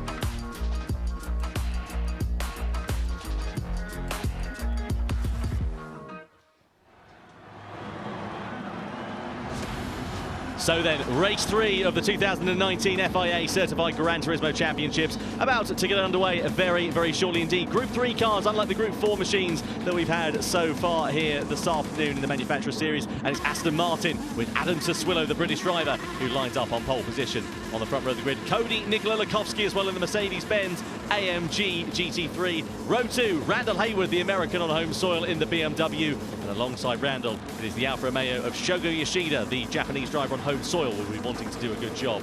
And down in 5th position is Grasso there in the Ford GT. Great car in a straight line. And in 6th in Jaguar, it is Conny Colomus, another returning driver here in the World Tour events. Lexus there, Andrew Brooks, a bit unlucky out last time out in Nürburgring. He'll be looking to try and do a bit better here. Here's Koke Lopez, my hot pick for the race here.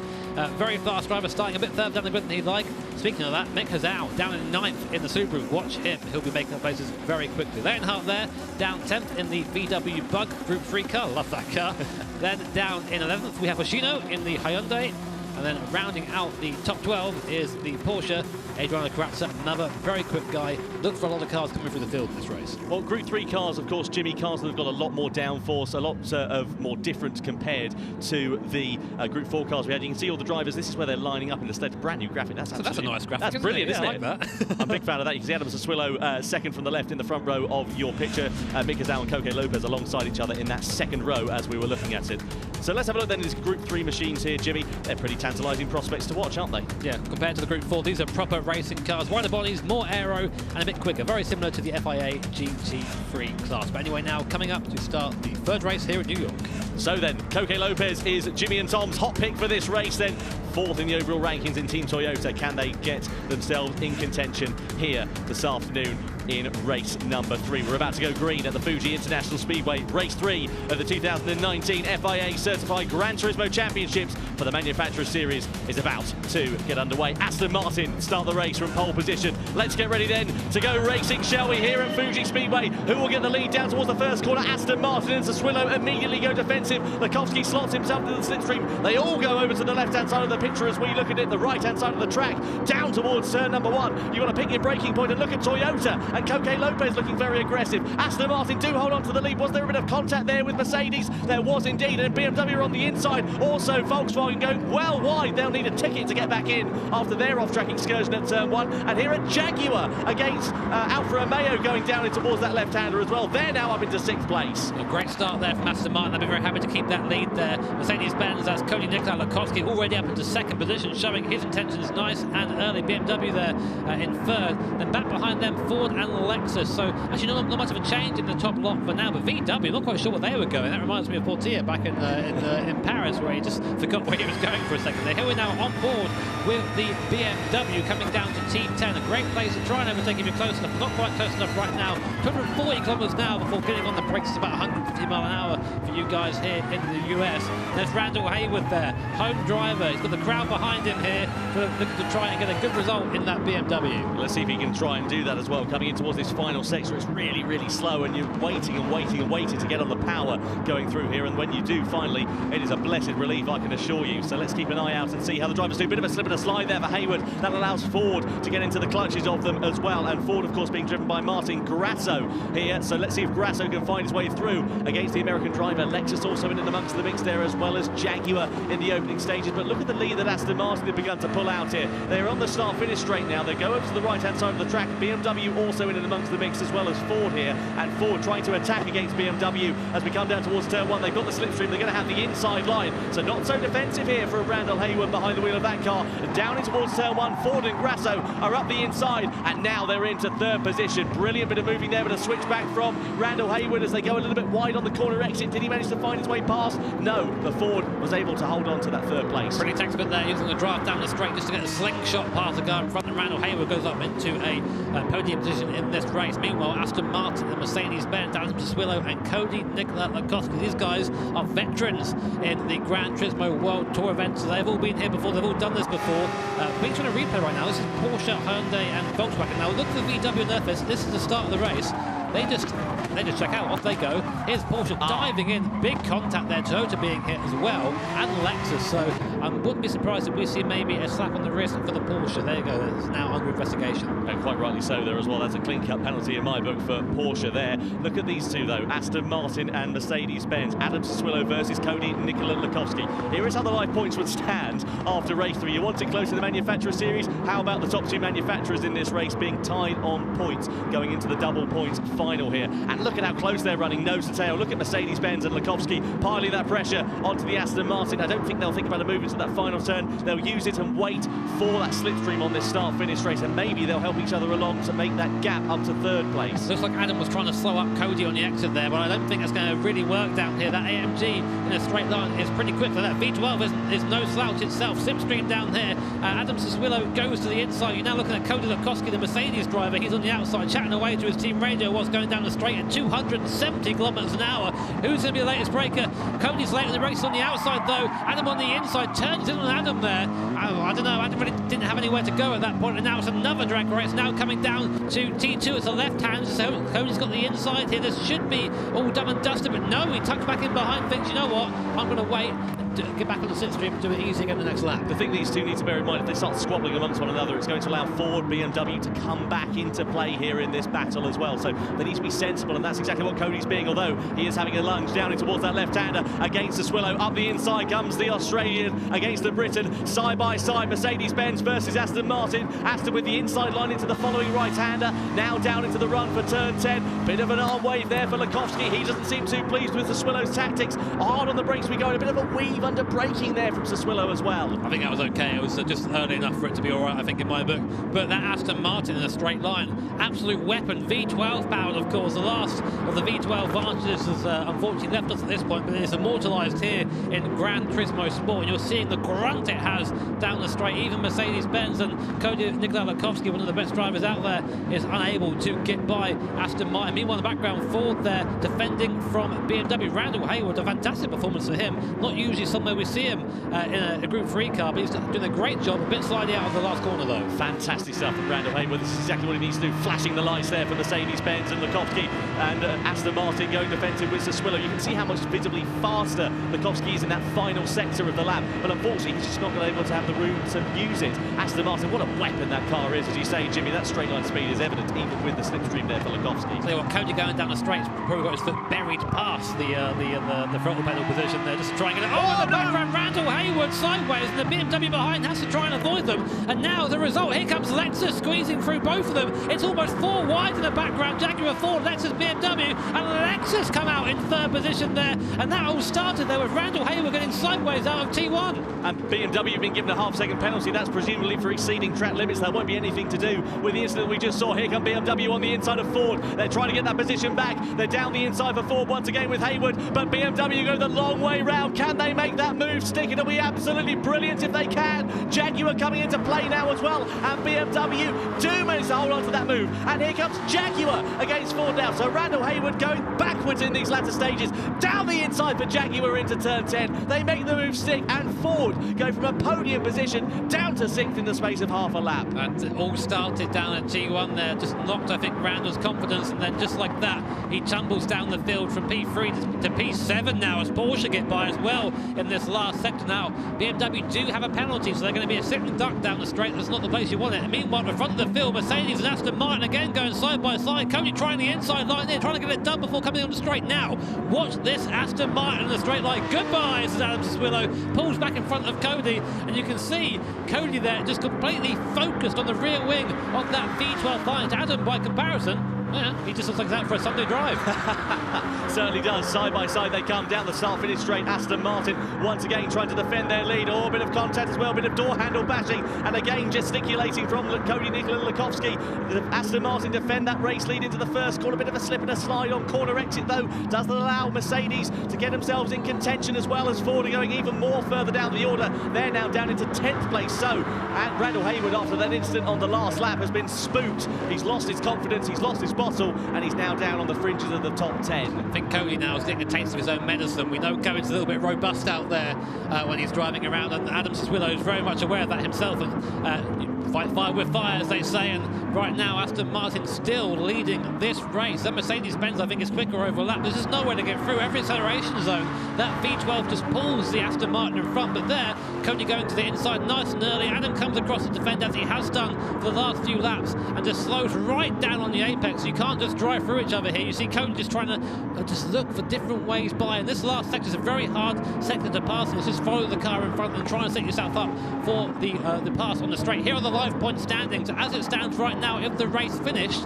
it will be tied going into the last round. These races always get closer and closer, and talking of close, Mercedes, oh, was that contact there? I think actually that was just sideways there from Adam. He's now on the outside and just about comes across and still retains the position. This must be so frustrating for Cody. I think he's very frustrated. You can see that visibly. We saw his gesticulations, and you can see the body language of the Australian driver as they go defensive once again, coming onto the final lap here as well. And look as well at Lexus, who are getting themselves in contention for this race lead battle. Final lap time here at Fuji Speedway. Down towards the first corner we go. Aston Martin defend. Mercedes attacking once again. Mercedes trying to go the long way round, and he does it. What a move from Cody Lukovski. Does he manage to hold on to that lead at corner exit? Yes, he does. What an absolutely inspired performance from the Australian. That was a great move, and he had to make it, but now he had Aston Martin, he had Adam Sassuolo in that V12 right up behind him, and we know that any acceleration zone, that Aston Martin is going to out-drag the Mercedes. Can Cody get far enough away to put a gap there? We'll see. Now coming down to the last section, Adam is now, I think he's done his tyres and he's sliding coming into the left-hander. 3 tenths now is the gap. I think Cody's got his on the run off there, and in the background Lexus is coming back into play as well. Adam might not finish in second at this rate. Well, the crucial thing is we know how strong Cody is in that final sector here at Fuji as well, so if he can keep it together, if he can go, and he's wide, Adam Sassuolo makes a mistake, he goes wide at turn 10, it allows Lexus through on the final lap of race 3 of the Manufacturers Series. Oh, the frustration for Adam Sassuolo behind the wheel of the Aston Martin. It's all gone wrong for the Briton, and now that leaves a clear run to the checkered flag here for Mercedes. But can Aston Martin overhaul Lexus into the final series of corners we go? It's going to be a drag race to the line for second and third position, but meanwhile Cody Nicola Lukovski reminding us why he's one of the best drivers here at the Gran Turismo World Tour. Round the outside at T1, didn't look back, comes across the start-finish line to claim victory for Mercedes-Benz in race 3 here in New York. Meanwhile in the background, Aston Martin can't quite overhaul Lexus, and Lexus taking second on the last lap will finish on the second step of the podium. Aston Martin third, Subaru Mick Kazao up to 4th position. Wow, I didn't see that. Somehow Mick came from the back of the field up to 4th, BMW 5th, and Porsche finishing in 6th. We were so focused on that great scrap for the race leader in front. What a performance from Mick Kazao. You can't take it away from him, but you certainly can't take anything away from Cody Nicola Lukovski as well. The Australian driver who hails from Macedonia as well. You can see him there, thumbs up on your screen. Absolutely brilliant racing for race 3 of the Manufacturer Series. What it now means, of course, is that Mercedes-Benz have got that bit more of a points buffer going into the double points finale here. I'm sure they're thinking, right, this is our time now. You know, we didn't quite get it at Nürburgring. We're going to do it this time. It's looking very strong for the Mercedes guys at the moment. Certainly is. Let's talk about Aston Martin. Let's talk about Adam Sassuolo as well. What do you think about those moves? We saw him ducking and diving under braking. We saw his tyres went off at the end of that race. Harsh but fair, do you think? I think that Adam's moves were firm. I think they were fair. That's the thing. There's definitely a difference between matching someone, but he was moving before Cody made a move, so I think that's fine.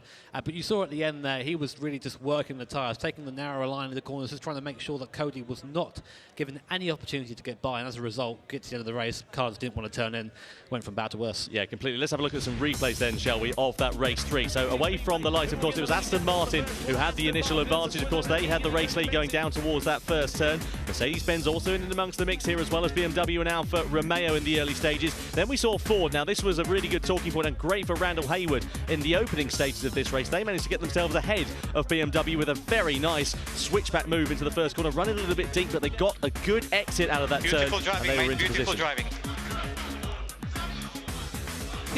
Sorry, I'm just talking over Martin Grasso there. You can see him on the team radio. Now here was Aston Martin versus Mercedes-Benz. Again, side by side. It was a feature in this race. It was happening in the mid stages. Let's have a listen to the team radio, shall we? Come on, Aston, stop blocking. If this doesn't work, just go. Exactly. Yeah, don't care. Take care of the tires. Yeah, Cody quite clearly visibly frustrated with that. So he thought he was being blocked there. I wouldn't agree. I think there was a firm defence. And there's Ford in the background. It was Grasso, sorry, spun. He was calling it as Randall Hayward. It was Grasso in that car. Spun the car around on exit there and caused this great move in the background. We are unfortunately going to cut away from. But here was the, well, again, more action. We had the Aston Martin was so quick in a straight line that Cody couldn't really do anything unless being well alongside. Here, for example, we see, yeah, I think that's a fair move. He comes across nice and early. They're not... Mercedes-Benz hadn't committed to the line at that point. I think it was fair. Indeed. We have a good chance of winning this, boys. Absolutely. We can do it. Great job. Great job, mate. Brilliant.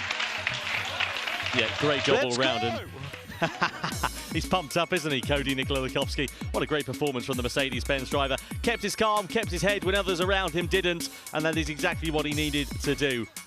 Lexus finishing in second place on that final lap as well. You can see there, that's what the race results are. Nikola Lukovsky finishes on the top step of the podium. Brooks in second, Swillow in third position. Hizal, Randall Hayward, of course, in fifth. Apologies, by the way, for mixing up Hayward and Martin Grasso in the Ford. And also there, as I say, that Ford finishing down in 12th position here. Here are the point standings, Jimmy. Mercedes-Benz with a 6-point advantage. At the moment, yes, but we have the final coming up, and it is all to play for. Double points coming up in the final here. So even, I think maybe as far as Toyota or Lexus still have a chance of taking this. Yeah, absolutely brilliant stuff. You can see there, Hyundai with a weekend to forget so far. 0 points on the board for them.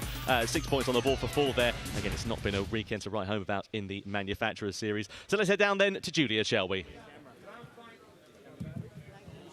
Hopefully we'll head down to Julia in just a few moments' time. Let's see if we can head down to her now. Hi. Yeah, it was all very exciting down here. A flurry of activity. So our camera guy was just slightly around the corner. Yeah, so I mean, that's an amazing race. I have to say, when I was talking to Cody yesterday, he was so... Basically, we're on a boat. Everyone else is having a lovely time. He was so focused about what's about to come. And honestly, you can see it now in just his performance, how he's just really, his head's in the right place. He knows how he had to improve from last time. So, yeah, really fantastic. Excited about that last race. But before we get into that, and like I said, it's this is the one to watch because everything can kind of change. But one of the things we are very, very passionate about here at the Gran Turismo World Championships is about growing our family. It's about growing our players and getting more and more people involved in racing. And one of those things we would love to get, of course, is more women getting behind the wheel and coming and joining us and joining part of our family. And well, there's basically, there's a very, very famous female racing driver, Jamie Chadwick, who's literally just come away from winning the first ever W Series, who uses GT to train. Now, if ever there was a reason to get behind the wheel, it's definitely that. Let's take a look. It's quite cool how accurate it is. Like, I'm kind of braking in all the same spots, doing the same sort of things, so I should probably come in here for an hour before doing my actual stint.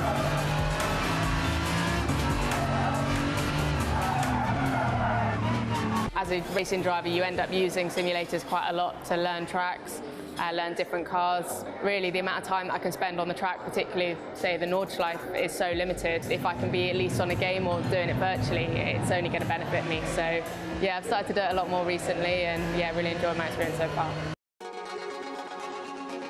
Esports has definitely become part of my training now. It's something that I do going into each race weekend as preparation, and I think it keeps you sharp, obviously. I think the main thing in the car is that kind of quick reactions, reflexes, having to concentrate for a long period of time, and all these sort of different skills are very transferable, and I think that's really important to be able to practice. I think the quality of racing in the virtual world is so high, so for me to get up to speed and to actually be competitive in that is almost harder than it is to be in real life. So what esports does is it provides sort of a slightly more accessible way into motorsport without having to break the bank.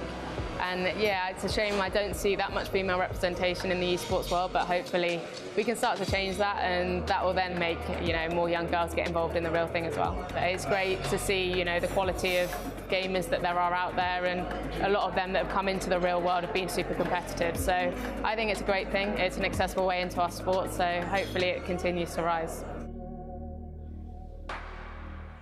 Well, wonderful to hear there from Jamie Chadwick, 2019 W Series champion as well. Absolutely brilliant, wasn't it? Really good explanation there. Oh, Chatters. Great to have her there. And, really quick, incredibly quick driver as well. And again, just showing that the link and the barrier between real life and esports now is just getting smaller and smaller every day. It really is. Let's have a look then, shall we, as we switch our focus to the final of the Manufacturers Series. The Autodromo Interlagos is the venue for this final race then of the afternoon here in New York for World Tour 3. It's a historic track. It needs no introduction, Jimmy, but let's give it one anyway. Yeah, brilliant circuit. One of my favourite personal circuits to drive on.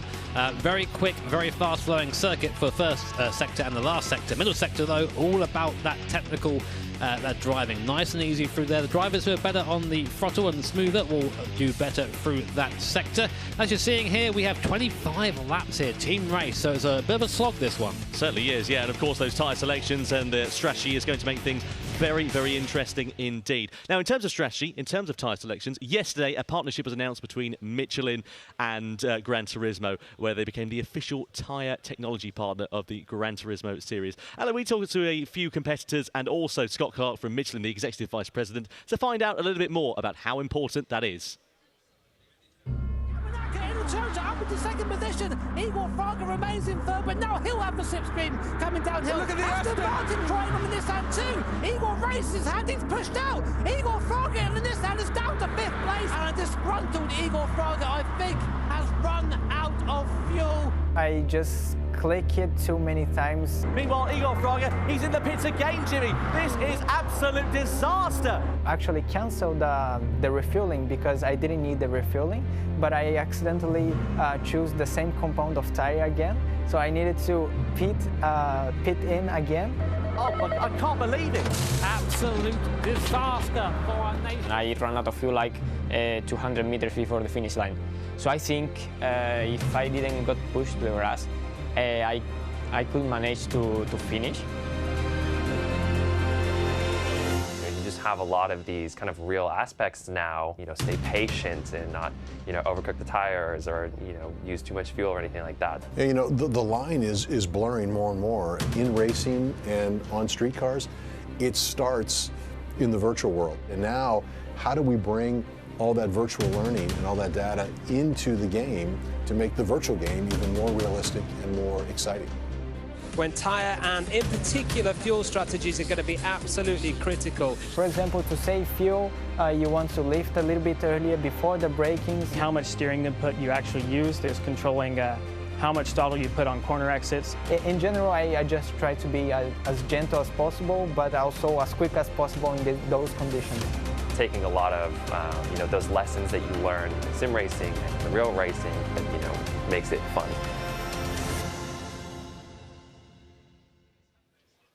Hugely exciting to hear how important strategy is in Gran Turismo sport and what it means for these drivers and these manufacturers' teams to get it right and make those calls very right indeed. Just another level of immersion, really. Yeah, it is. It really shows you that just how close this is to the real thing nowadays. You have to be considering these things, as Nick McMillan there said in the tape, that you have to be thinking about not overdoing the tyres, saving the fuel.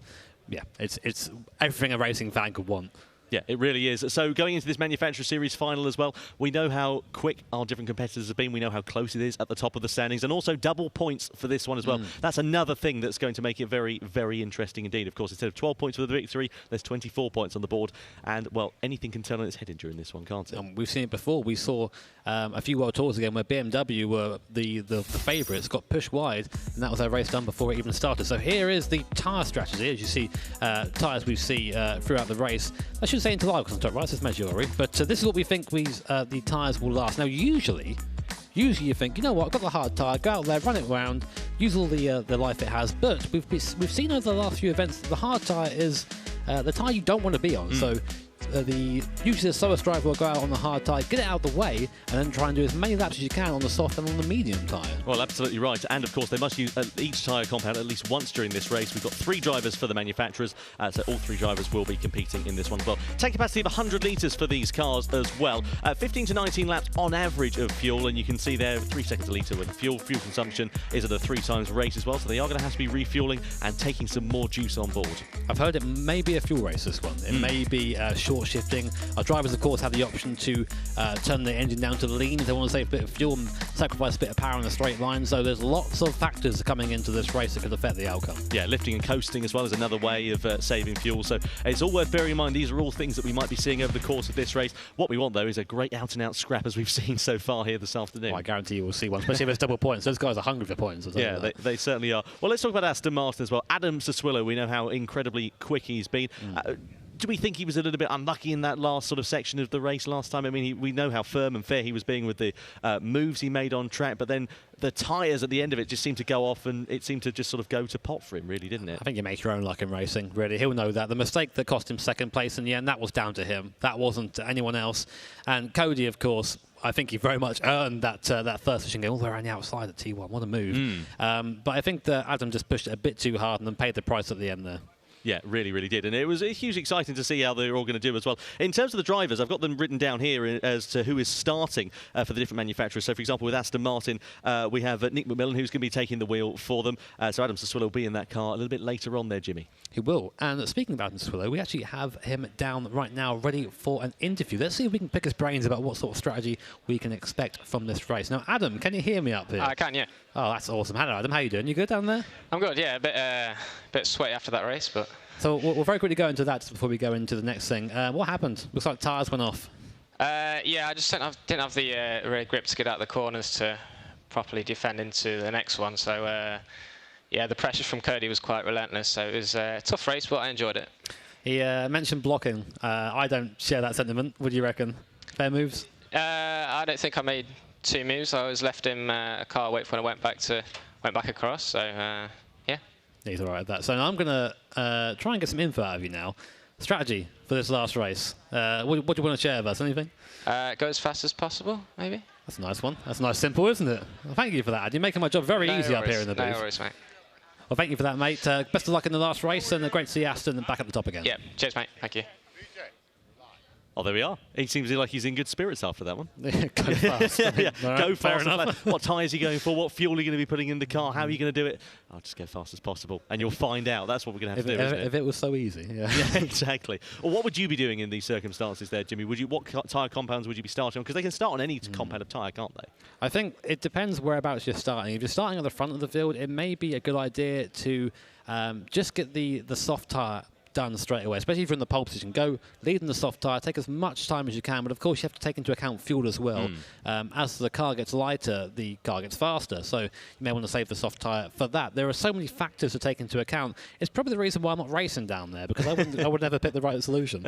Well, probably. But the Interlagos circuit, then, it really is a unique challenge, this track, isn't it? I say that so much, don't I? I've got all these cliches that I seem to be running through, but it is a unique challenge, the Interlagos circuit. You've got these fast and flowing S-bends, you've got that really sort of tight infield section, and it's a power circuit in some respects as well, but also you need a good sort of balance of downforce, a good car that's got good grip in that infield section as well. Yeah, well, the way the BOP tends to work in Gran Turismo, you don't usually get a car that's good in a straight line and good in the corners. It's usually either one or the other, or somewhere down the middle. And as you said, the first sector, very fast part of the track, as is the last sector, uphill, so power is essential for that. Middle sector, though, it's all about it's a very technical part of the track. So having a car that's good in medium speed and slow corners and being good on traction is pretty important. So you'll probably see the cars bunch up in the middle sector, then spread out a little bit as they get into the last. There are some of our drivers down there preparing for the race, wearing the team headsets there. That's how they communicate with each other. There is Mick Gazelle, Subaru driver. Great to see him back again. There's Cy Bishop Toyota, of course, involved in the great move at the end of the last race at the Nürburgring. And there's Randall Haywood not paying attention. Hey, Randall, there he is. That's all right, we recognised him this time, unlike in that last race, didn't we, as well? Yeah, he was in the BMW, and he'll be driving, of course, with BMW in this Manufacturer Series final. There's Armin Aga-Khan for the Ford team. Ford have had a day to forget so far, haven't they? They've finished down the bottom of the order, only 6 points on the board. They are second from last in the Manufacturer Series standings. Not that they want to be reminded of that. And we're now seeing some of our international commentators. A bit of a reminder, this is broadcast in a number of different languages, so we can get as many different people watching as possible. And as we see our Portuguese drivers, I think we're going to go and get into our race, Tom. Absolutely right. Yep, let's get ready to go then, shall we, for the final of the Manufacturer Series here in New York.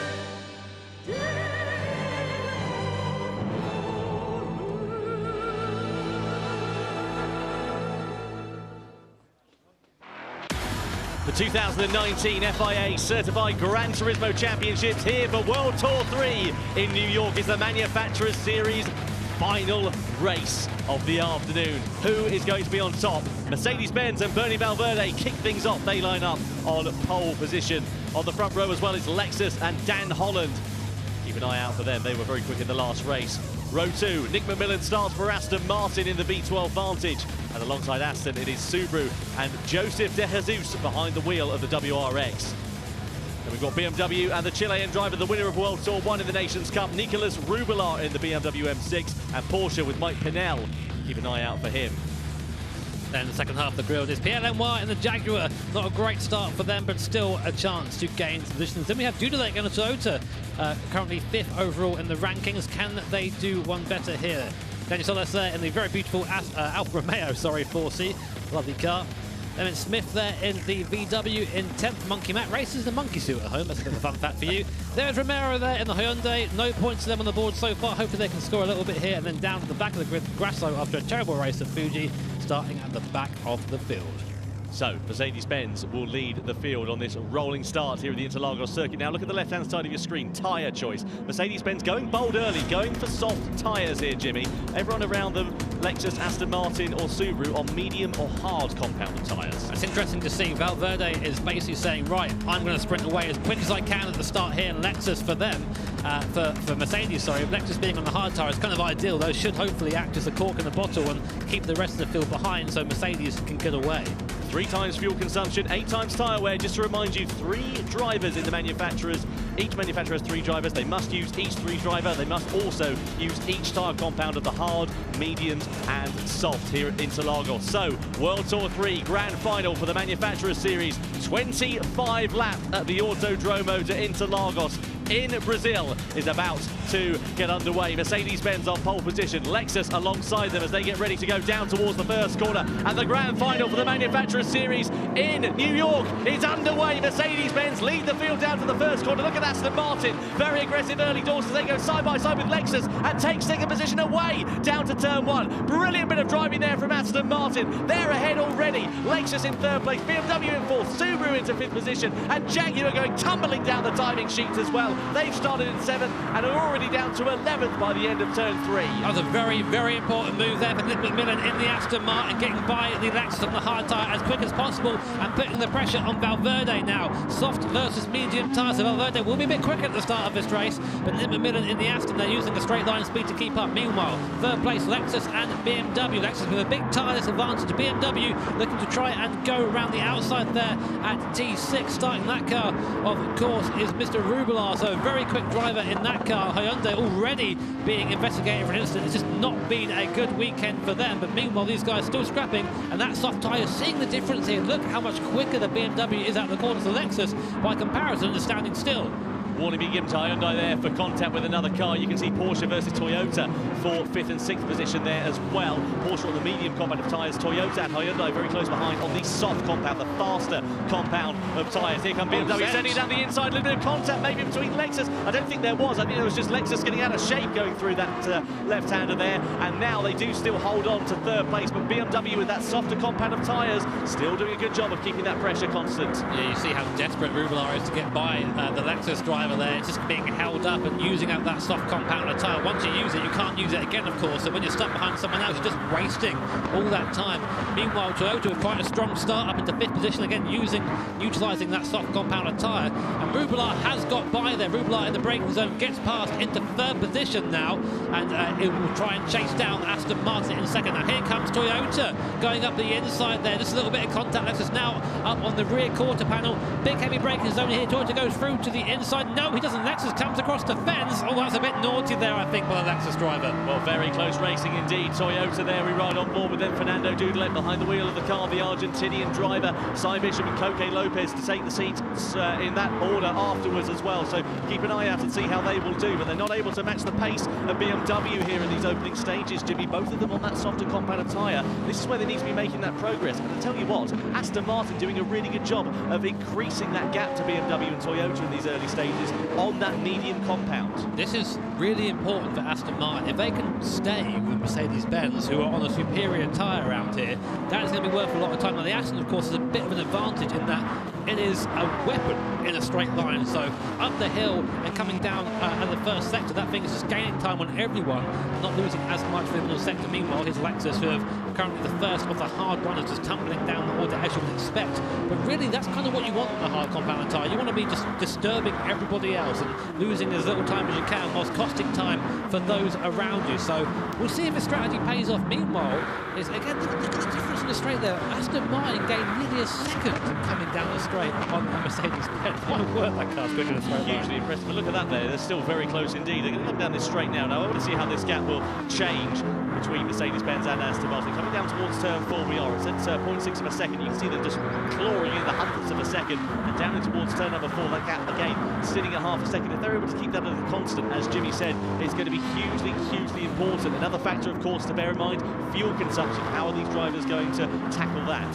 I've heard for a couple of cars out there, the Mercedes, one of the cars that would need to have I think is actually good for the fuel. I think BMW are a car that needs a short shift to get to the end. All these cars have different fuel consumption, of course, slightly different based on the balance of performance. But right now, Nick McMillan doing a great job in that Aston Martin, being the highest medium runner by quite some way, only 2 at the moment, with Porsche being the second one down in 7th position. But we expect these soft tyres to be good for around 7 laps or so. We're kind of coming into the middle of their tyre life right now, and this is what Mercedes needs to do, and what BMW, Toyota and Hyundai, to keep these tyres alive for as long as possible. But Hyundai, from 11th on the grid up to 5th on. Exactly what they needed to do, of course, on those soft compound tyres, slice their way through that field early, make as much progress through it as you can, take that advantage and try and run with it if it's possible. Only 6th behind Toyota, that's really good considering where they started, and hopefully it'll keep them in contention for the remainder of this race. You're seeing that even in the toe, the BMW is unable to put onto the back of the Aston Martin there. Nico Rubelar, all sorts of late on the brakes, then he runs into the back and Nick McMillan in the Aston Martin. But I think really he's just showing his intention, saying, hello Nick, look at me, don't look where you're going, please, make a mistake so I can get by. But now look at this, watch that Aston in front. just pulls away in a straight line. But that's not the strength of that car. Now watch the BMW through the middle sector on the brakes, right back onto the rear spoiler there of that V12 Vantage in front. And whilst going up the hill there, it will lose a little bit of time. We're now coming into BMW territory, this middle sector. So he flashed to the lights there from Nico Rubler saying, come on mate, look at me, trying to just disturb him, trying to get him to look in his mirror and not look at the apex ahead. Going through that right-hander, we go in towards Junção. This is where moves can be made, and this is where Rubler is going to try and make a move. And Aston Martin slices their way through down the inside. Textbook stuff for the Chilean driver, finds his way through against the Aston Martin. Nick McMillan behind the wheel, now down into third position. Yep, needed to do that, needed to get it done now, and you'll see now through this mid-section the BMW will pull away slightly, but we may see the Aston Martin coming up the hill. Of course, when these guys are fighting, perfect for Mercedes in front. Any scrap on track loses your time, and of course Mercedes-Benz right now just running out on their own, not having to deal with that. The gap up to 1.6 seconds. Can Nico Rubler close that down in the next few? That's a wait and see. Now, of course, coming now up the hill for the fourth time. And again, Aston Martin, keep an eye on them on the straight line. Watch that time. You can see on the left-hand side of your screen the delta between BMW and Aston Martin coming down half a second. It gains like a second down the straight. I'm laughing because it's just so quick. It's fantastic. It really, really is. You can see Subaru have pitted early. They want to get those hard tyres off the car. Understandably so. Medium tyres onto the machine and also into the driving seat. It is Takuma Miyazono. So De Jesus is out. Miyazono is in the car onto the medium compound. Bit of fuel on board there as well. Up to 82 litres. They rejoin onto the circuit. This might be a good play here because, of course, they're now in free air. They can essentially undercut the other hard runners in front of them. We still have Mick Hazal to come in that Subaru, who'll be coming in towards the end of the race, I imagine. But I think what the Subaru guys are gambling on right now is that the hard runners in front, before they catch them, will pit in, so they haven't got to spend time trying to overtake them. Well, that's exactly what you want, is a bit of clear track in front of you to try and set those consistent and fast lap times in this race. Here are the live points rankings. If the race finished on lap 5, of course it won't, and you can guarantee it'll probably be changing before the end of this one, but Mercedes-Benz would be the Manufacturer Series champions here this afternoon of World Tour 3. BMW there would be 11 points adrift. Aston Martin very close, as well as Toyota and Lexus not too far away. Toyota not having a bad run, of course, having won in race 1 with Fernando Dudlek behind the wheel of that machine, and he is also behind the wheel of the car now in this first stint of the race. But Hyundai really piling the pressure on here. They are. It's good to see them actually be competitive after that first couple of races not really going their way. Again, I think the man to watch in this is that man in third place, is Nick, because he's still on that medium compound tyre, and that tyre is slower than the cars around him each lap. He is still making up that time. The Toyota behind isn't gaining him, neither is the Hyundai, so they're essentially wasting their soft tyres, trying to keep the guy on that mediums who still has that faster tyre to run. Lexus stops. Yeah, Lexus and Alfa Romeo into the pits for a new set of Michelin boots, then onto the car from hard to medium compound of tyres. A lot of fuel in the car there of Lexus and also Alfa Romeo as well. A few more litres on board for Alfa Romeo as opposed to Lexus, so maybe they're betting on having a bit of a lighter car. That will help them in terms of their on-track performance in theory. They might have to save a bit towards the end. I just think this is something that could be interesting. Let's talk about fuel right now, because Toyota and Hyundai behind are much quicker in the middle sector, not so much on the straight. So what would you do here? You short shift, you turn the car down. You don't need to use the fuel, so don't use it. You have to be intelligent in that situation. It's very easy. Oh, now I can get right onto the rear bumper of this guy, but then come the straight, there's no point, he pulls away again. If you can be as quick as you are and still be on this bumper with the fuel turned down, you're just saving for the end of the race. You've got to think of the long game. Yeah, you certainly do, and strategy is hugely important, as we mentioned so much over the course of this one. You can see Hyundai probably not thinking too much about strategy or indeed tyre life with that slide out of that right-hander. The soft compound of tyres on the cars, and that's where they'll be coming towards the end of their shelf life, really, here. We might see some drivers trying to stretch it out a little bit, but it's Nicolas Romero, the Spaniard, behind the wheel of that machine at the moment, just behind the Toyota, as things stand. Connor Healy and Tatsuo Hoshiro, as you can see, Nicolas, you can see he's on screen. It's his first event here, I think, so just happy to be here, of course, in New York, and doing that whilst, of course, driving a decent race there by Hyundai. And I wonder if he's saving a bit of fuel. Probably not. Probably thinking about maybe it's on TV. Like, hi, Mum. On TV. So here's BMW. The gap has come down between Mercedes and BMW, sorry, by about half a second or so. So that gap is very slowly coming down. Valverde, of course, still in that Mercedes. Now, when people are coming into pit stops, they are changing drivers. So we've had Lexus, Alfa and Subaru in so far. New drivers in for them. Meanwhile, everybody else still on the starting driver. We're coming on to lap 7 now, which is where we think the soft tyre is going to start giving up. but we've been wrong before. That's in fact we're usually wrong. Yeah, we are actually. You're quite right. Let's be wrong again. You're not wrong at all there. Wow. That's one thing you're not wrong on there, Jimmy. Actually, is that we will be wrong again. Aston Martin, though, I can't overstate, rather, I should say, just how much of an incredible performance this is on that medium compound tyre. Sure, the gap has increased now to BMW. They're falling into the clutches of Toyota on that softer compound of tyre is Toyota, whilst Aston Martin on the mediums. But it's very impressive from Nick McMillan, doing a really good job of keeping themselves into play. And as you said, Jimmy, as well, if they go for the middle stints on the soft or indeed the hard compound of tyres, they will be right in play at the end of this one. It'll be interesting to see how the pit stops play out now. That's going to be very important because Aston Martin is definitely the cork here, and Toyota don't really have anywhere to go at this point, so they're just kind of running around behind them. Will Nick pit in early and try and get off the medium compound tyre? We use like a switch. We expect people to try and make the soft tyre last the longest on the medium and then the hard, but that's all about being smooth around here. And it's hard to be smooth. Here we go. First one to print. Toyota in end of lap 7. So, Dudek into the pits. Cy Bishop back into the car then. Used to the Michelin boots on the car. What tyre compound to go for? Onto the hard compound of tyres in the mid stages. Now, what do we think about that? Because they're right in the middle of the pack here. As everybody else pits around them, they will also be in there, but also going to be at a disadvantage. Volkswagen, Jaguar, and Ford also in medium compounds of tyres onto their car. It's an interesting move.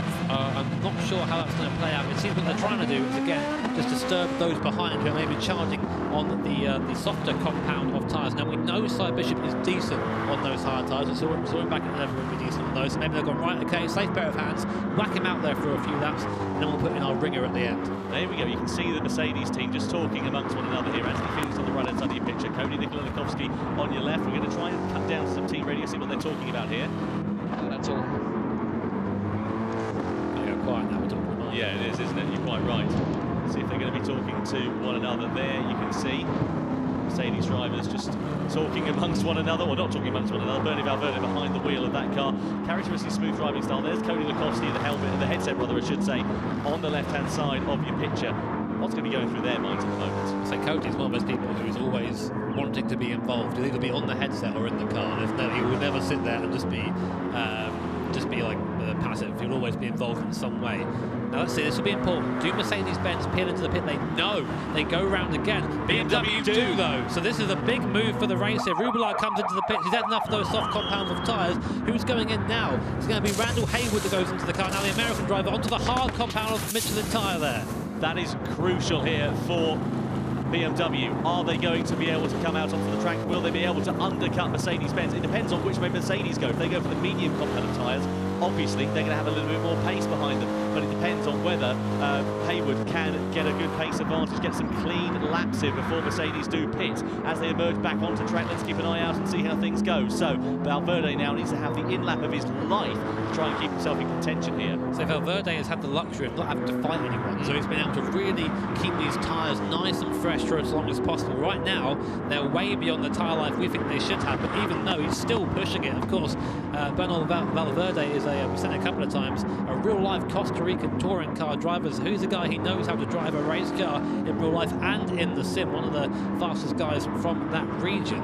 But will this be his in-lap? The car still looks all right to drive, of course. We only see it from the outside. Maybe he's cursing away inside the headset, but it seems all right from this perspective. The gap to Aston Martin, who is still yet to pit, 4 seconds. Oh, there's FT Ant there. He's ready to get in, so I think this is going to be a pit stop here for Mercedes. Yeah, you can see that there on the left-hand side of your picture. Anthony Felix is ready to get into the Mercedes-Benz car. Now, what is going to happen with Aston Martin in and amongst the mix here as well? They're still in the medium competent tyre. You would expect them to obviously take over the lead of the race as they stretch this first stint longer. Mercedes, though, into the pits they come. Use of the Michelin boots on their car. Where do they go? Hard tyres as well. They follow exactly the same strategy as BMW. As you can see, Aston Martin will take over at the front. Hyundai in. Aston Martin also in. So Aston Martin won't take the lead away. It's now BMW who will lead the way, but that pit exit's very long here at the exit of this circuit. Where are BMW going to emerge? Where are Toyota going to be in and amongst the mix here as well? And also Mercedes-Benz side by side, the one between Lexus and Subaru down to the first corner. Lexus get themselves ahead of the Japanese manufacturer. I'm just thinking, Tom, that Subaru right now up to 5th, so they're getting there now. They've already had that pit stop. They've got the softs to come, and they've got Mick Lazal to come. They have. Yes. So that's a tantalising combination if there was one. So we'll see what happens there. All the guys at the top have kind of gone for that quick start as it is, but the guys at the back right now, they're going to the second half of the race. They're thinking for the long game. They want to be attacking at the end and not defending. easier to chase than it is to defend. It certainly is. Well, you can see Mercedes-Benz have emerged back into the lead, 1.2 seconds ahead of BMW, so Randall Hayward, and the undercut, sadly, for that team hasn't worked for them at the moment. Here is Lexus, though, meanwhile, in 6th position. In front is Hyundai versus Toyota for track position, both of whom have made a pit stop. Hyundai on the medium compound of tyres, Toyota on the hard compound of tyres, the slower compound, but they are really piling the pressure onto the Korean manufacturer. Behind the wheel of that Hyundai at the moment, it is Tatsuya Hoshino, a brand new name in the manufacturer series, making his debut here this weekend, doing a really good job of defending so far, but he has got the Toyota and in New Zealand, the Kiwi driver of Cy Bishop behind the wheel, who is really beginning to put the pressure on to that team. Getting a free toe up the hill as well. We know that Toyota is pretty decent in a straight line with the toe as well. He might have an opportunity here to make a move into T1. Now, what's that relative at the front of the field? We're having a little bit of a timing error there on our screen. Here comes Hyundai, then defends into the inside. Looks around the outside now, looks like he isn't going to quite make that work. Cy Bishop thinking better of it there and just trying to keep the line as clean as possible. But Hyundai go very wide into T1 there. We missed that one off our camera. Let's slow them out up through T3, which is going to slow them all the way down the straight here. Meanwhile, Lexus in the background on that medium compound tyre, looking to get back involved. Toyota, look to the inside. Side by side they come. Toyota versus Hyundai for track position. Toyota with the inside line down into turn 4. Hyundai on the outside. Lexus coming into party as well. And Hyundai have lost out to Toyota as the Japanese manufacturer fights their way through. Side by side they come once again in towards the right hander we go. Toyota with the defensive line, the inside line into here. They hold on to that position, and again a little bit wide there for Hyundai. That allows Lexus to close up even further as they go in towards Junkao. Riding on board with the cars, you can see Toyota at the bottom of your screen, and here we go as well with Toyota versus Hyundai again. Side by side they come. Toyota on the inside, sideways for Hyundai. They get muscled out wide, and here comes Lexus into play as well. Still side by side. Now the battle for 5th position between Lexus and Hyundai. Lexus on the outside, Hyundai on the inside, and the sideways moment there as Lexus runs wide, and they lose out to Hyundai in and amongst that drama. The different driving styles there of Cy Bishop there and Hyundai drivers. Cy just is out for a Sunday drive, and then meanwhile we have that was Hoshino there in the Hyundai, looking like the wheel was about to fall off the desk. He was really wrestling it. Meanwhile, that was an absolutely massively important move for Toyota. They're on the hard compound tyre. They've jumped someone on the medium. They've got the soft to come at the end. Coque Lopez there waiting. It's going to be a great finish, I'll tell you that now. It certainly is. Pound seats, as you say, for Toyota at the moment, and also Cy Bishop as things are standing. So going through that left-hander, we are now on towards this straight and coming down towards turn number 4. As you say there, Hoshino behind the wheel of that Hyundai at the moment, really struggling. Looks like he's trying to fight a bear in a lift as things stand down towards turn 4. Where did you get it from? I've no idea. I just made that one up completely on the spot, Jimmy, but it seemed quite apt given how much he is wrestling with that car. So all the while this is happening, it's allowing Aston Martin, BMW and Mercedes to pull away. At the front of the field, the gaps were around about the same. BMW 1.7 seconds now behind Mercedes, with Aston Martin at 2.7 off the back of them. Now Aston, of course, still have the soft tyre to come. Mercedes and BMW have both used theirs. So it's really going to come down to this last stint to see who comes out on top. On board now with the Alfa Romeo coming into the middle sector. You see the Lexus by comparison towering over the rather small-looking 4C, but both fairly similar paces in a straight line. Here is Alonso Regallo, in the Peruvian driver, one of the youngest drivers ever we've had here. 18 years old. 18 years old he is. You've got, look at that bit of a slide there as well as this Alfa Romeo. It's not necessarily what we're used to seeing here in the manufacturer series, but doing a relatively good job out there in 7th position, keeping that pressure onto Lexus. He is just trying to seek a little bit of slipstream there from the cars in front. You can see the cars snaking there. So you have to follow the guy in front of you down the straight to make the most of that slipstream. 260 k's down the straight. That's about 160 mile an hour there. A little bit late on the brakes there was Alonso, but just about manages to gather it back up again. At the head of his train, of course, Mr. Bishop, still there on the hard tyre. Again, this is really important for Toyota.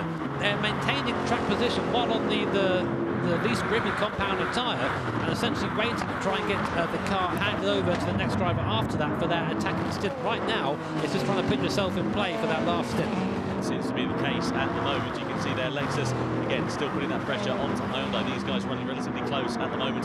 Still keep an eye out for Toyota. They've got, of course, another softer compound of tyres to come in this the end stages of this race. And also, of course, they've got Coque Lopez, a very fast driver who has always been there and thereabouts in the World Tour, but never taken a victory. As Porsche managed to get ahead of Jaguar, the 10th position. Porsche on the softer compound of tyres. Bit of a slip of the slide there for Lexus coming out of the left-hander. It's not going to allow them to make any moves on Hyundai as things stand. Andrew Brooks behind the wheel of the Lexus machine at the moment. Dan Holland and Baptiste Bouvois, also the other drivers who are competing for that team. Of course, Lexus, the inaugural Manufacturer Series champions of the 2018 FIA GT Championships. Porsche making their ascension from the field here, Jimmy. They're the only team that are on the softer compound of tyres. Now, why do you think they've opted for that here in these mid-stages? I think it's a mistake, really. Oh, we'll go back to that, Tom, because BMW have pitted from second position and gone for the medium time with 11 laps to go. They're looking for a fast finish. Now, who is that finishing out for BMW? That is going to be Isiri there, Japanese driver. He's going to be finishing out for the BMW and basically just driving that thing to the end. A long pit stop there. Fuel back up again. Oh, and a penalty for Hyundai. Yeah, we haven't seen exactly why that is. Must be because of an incident on track. We have been running aboard those latest for a good while, so I'd like to think that we would have seen that, but either way, we didn't spot it, so apologies if we did miss it. But Hyundai, as you say there, Jimmy, 1 second penalty, not what they only wanted at all. And of course, the penalty zone here in a very critical area, because of course it's right on the straight where they would not want to have it at all. No, definitely not. Bit of a train of cars now coming up. All the cars coming closer together, of course, with the reason being this man here, Mr. Cy Bishop in the Toyota, holding everybody up on that hard compound tyre. He's doing his job perfectly. And this is what he has to do, and you see just how close Hyundai are getting now. It's at the point where the hard compound tyre is starting to fall off itself, and that it's a slow tyre already. The thing is here as well with Toyota is that Cy Bishop's driving style is really complementing how he's performing out there on track. As you say, he's so characteristically smooth, like putting a spoon through a treacle at the moment. And he's just able to keep that on the straight and narrow compared to the Hyundai. Very aggressive there. Just saw Coque Lopez in the picture in the top left-hand corner there. I think he's just saying, okay, maybe it's time to pit in at this point. I think he's putting the indicator on, saying, yeah, the indicator's come on, just to say, please don't, I'm coming into the pit now. So there you go, Toyota now coming into the pits, and Coque Lopez is going to be finishing off this race for the Japanese manufacturer. We'll be taking the medium tyres to the end for both BMW and Toyota now. Similar strategies. Let's see who comes out first. Going to be very exciting. More fuel on board as well to get to the end of this race. 11 laps to go here as they come into this pit lane, then waiting for them to emerge back out on track. Where will they emerge? There's BMW. They're going to be ahead of, they're going to be behind BMW as they emerge on circuit. Now, what about Mercedes-Benz here and Aston Martin? When do they blink to the end of this race, Jimmy? What's their strategy got to be now? It's a hard one to call at this point. Try and get off these tyres as quick as possible. It's going to be Cody Nikolakowski who finishes off the race for Mercedes. So I guess try and get him in as quick as possible. So here's Hyundai, I think. Oh, this is with the penalty, apologies. Sorry, this is Lexus versus Hyundai for position. This is Lexus sending it down the inside of the first corner. Smooth as you like. Alfa Romeo also in the background there as well, going side by side for track position against Porsche. Nice move there from Lexus, getting that move done and getting a bit of clear track in front of them. Nice and easy. Now you can see on the left-hand side of your screen, the top left, in the P column, how many times the teams have pitted. Only right now, BMW and Toyota have made both their stops. They do not have to stop again. The rest of the field owe one more stop at this point. Let's see if we'll see another pit stop here. Anthony Felix, of course, at the helm of the Mercedes right now. Will he put into the pit lane? No, he goes round for another lap. And of course, that's another lap on the hard compound tyres. So what he's trying to do now is basically give as big a window as possible for the tyres to work for Cody. I can see from our commentary position, Jimmy, that we've got Alfa Romeo preparing for a pit stop, and also Mika Zal as well is in, and Lexus as well, also into the pit lane. So they're going into the soft compound tyres. Now that's a bold strategy as well, because we know how long those tyres can last, but it's a case of can they push to the very end of the race at full capacity, or will they have to try and save their tyres? Now this is going to be really interesting to see, because Subaru were the #1 qualifier around here in both sessions. Yeah. And who did that? Mika Zal, who's in the car right now. So let's see what the German driver can do. They're right at the back of the field right now. It's going to have to be an absolute charge for Mick to get anything out of this for Subaru. And there goes Toyota just to confirmed they're down in 12th and last position. That's crucial for Toyota here, Jimmy, as well, because they've now come back out into traffic as well with Lexus and BMW in front of them. Easily disposes of Alfa Romeo, does Cy Bishop in the Toyota. Sorry, Cy Bishop, rather, I should say, in the Toyota. Coque Lopez in the Toyota. And now that is going to be very interesting to see how quickly he can get himself ahead of Lexus here. Basically, at this point, you want some free track. You want to use those softs as long as possible. They've got to make these soft tyre last, Subaru, for nearly, well, for 9 laps, which is going to be a big ask. It's more than we think the tyres should go for. But the more time that Subaru spend in this little train, the more time they lose to the cars on top of the field. Looks like the Mick's going to try to go around the outside of the Alfa Romeo. Not quite that fast, Mick, I'm afraid, but you can see just looking for any opportunity to get by and get on with it. Really running very close, this Mick, and look at the speed he's carrying through that left-hander against Alfa Romeo. He's going to have to use the slipstream, and it's going to be down towards turn 1 surely, where he'll have to make a move. A great exit out of the left-hander, then heading down towards turn 1. Jaguar into the pits, they go onto the soft combat of tyres for their last stop in this race.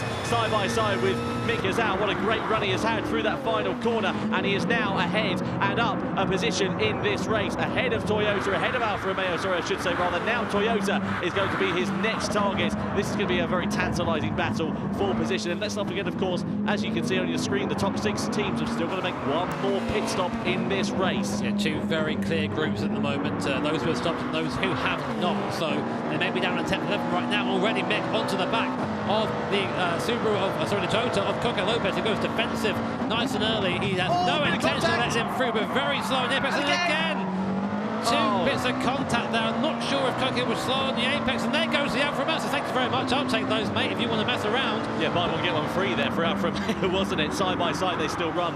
Toyota versus Alfa. Alfa on the outside, Toyota on the inside. Mick is out ready to pick up the pieces if anything goes wrong here. Down into Junção we go, muscled off the track for Alfa. They're going to go the long way round here. Are they going to manage to make that move stick into the left-hander? They certainly are. They've profited where Toyota have sadly come adrift following that contact with Mick Gazal in the Subaru, and down in towards the right-hander we go once again. Now it is Toyota versus Subaru as they go side by side. Tom, round the outside there, you do not see that move. Mick Gazal puts one round the outside of Coque Lopez, obviously very frustrated with the first part of the lap, and now up the hill they go. Meanwhile, we have the leaders coming in for their last pit stop. Cody Nicolakowski gets in the car for Mercedes-Benz, VW in, Porsche in, Aston Martin in. It's now going to be a sprint to the line. Hyundai stay out, they will take over the race lead, but they've got to make one more pit stop. So who is going to emerge in front in all of this? What can Cody Lakowski do? Keep an eye out for him as they come back out on the track. There goes Hyundai, the race leaders, but Lakowski is going to emerge out onto the circuit surely in second position. He comes off the limiter, he's on the medium compound of tyres, and now it is going to be a sprint to the checkered flag here in this one. Where are Aston Martin? They're on the soft compound of tyres. There they are, right in the background of your shot. Now keep an eye out, because Aston Martin, of course, have got Adam Sassuolo behind the wheel of that car, and we know how fast, crucially, that car is in the straight line. Here's Toyota versus Subaru. Side by side we go into the left-hander of turn 4. Toyota have to lose out to Subaru as Mick Gazal does again do it around the outside. What a move there from the German. He needs to get away from this pack as quick as he can. He is losing so much time squabbling with Coque Lopez and that Toyota, and he's very fast running out of laps. 6.5 laps here to go at Interlagos in the manufacturers' grand final here at New York, and we have cars charging from the back of the field in the soft compound of tyres. Toyota and Alfa Romeo side by side once again. Neither of them want to give up the position, but they just can't see the long game. They're slowing each other up, and here comes Jaguar charging in there in the British Racing Green F-Type, and just about getting past around the outside of Toyota. Coque Lopez having an absolute nightmare at the moment. That's a disappointment there, because Cy Bishop in the mid-stages looked very competitive indeed and was doing exactly what he needed to do, but it's all coming undone for the Toyota team as Jaguar are still going side by side with them for 9th position. Now we can see Mick Gazal. What can you do, sir? Because he's got to pull out that advantage, and that is exactly what he is doing here. What about Aston Martin here, Jimmy, as well? That gap is at 2.3 seconds to Mercedes-Benz. They've got less than 6 laps remaining as Mercedes try to get themselves past Hyundai. This is a very interesting strategy calling from Hyundai. They've not really been in contention for the race, and sure enough, they opt to just let him back through, not putting up too much of a fight for position here. It's not really worth it. It's not their race to be involved in. Interesting isn't the word I'd use, unfortunately. I can't say the word that I'd use on there, but unfortunately for Hyundai, looks like it's going to be raced over. They're going to be swallowed up by these guys behind now charging through. That was important to Mercedes. They need to get by as quick as possible, because they have Aston Martin behind, who are quicker at the moment on the circuit on that soft compound of tyre. Adam Sassuolo there at the wheel of that. And again, we're seeing a repeat of the last race. It's going to be Sassuolo versus Cody. Well, that is going to be a rivalry that I think that's going to tick over, do we not think, into this final stages of this grand final for the Manufacturer Series here in New York. Now here at Aston Martin, you can see how much more pace they've got.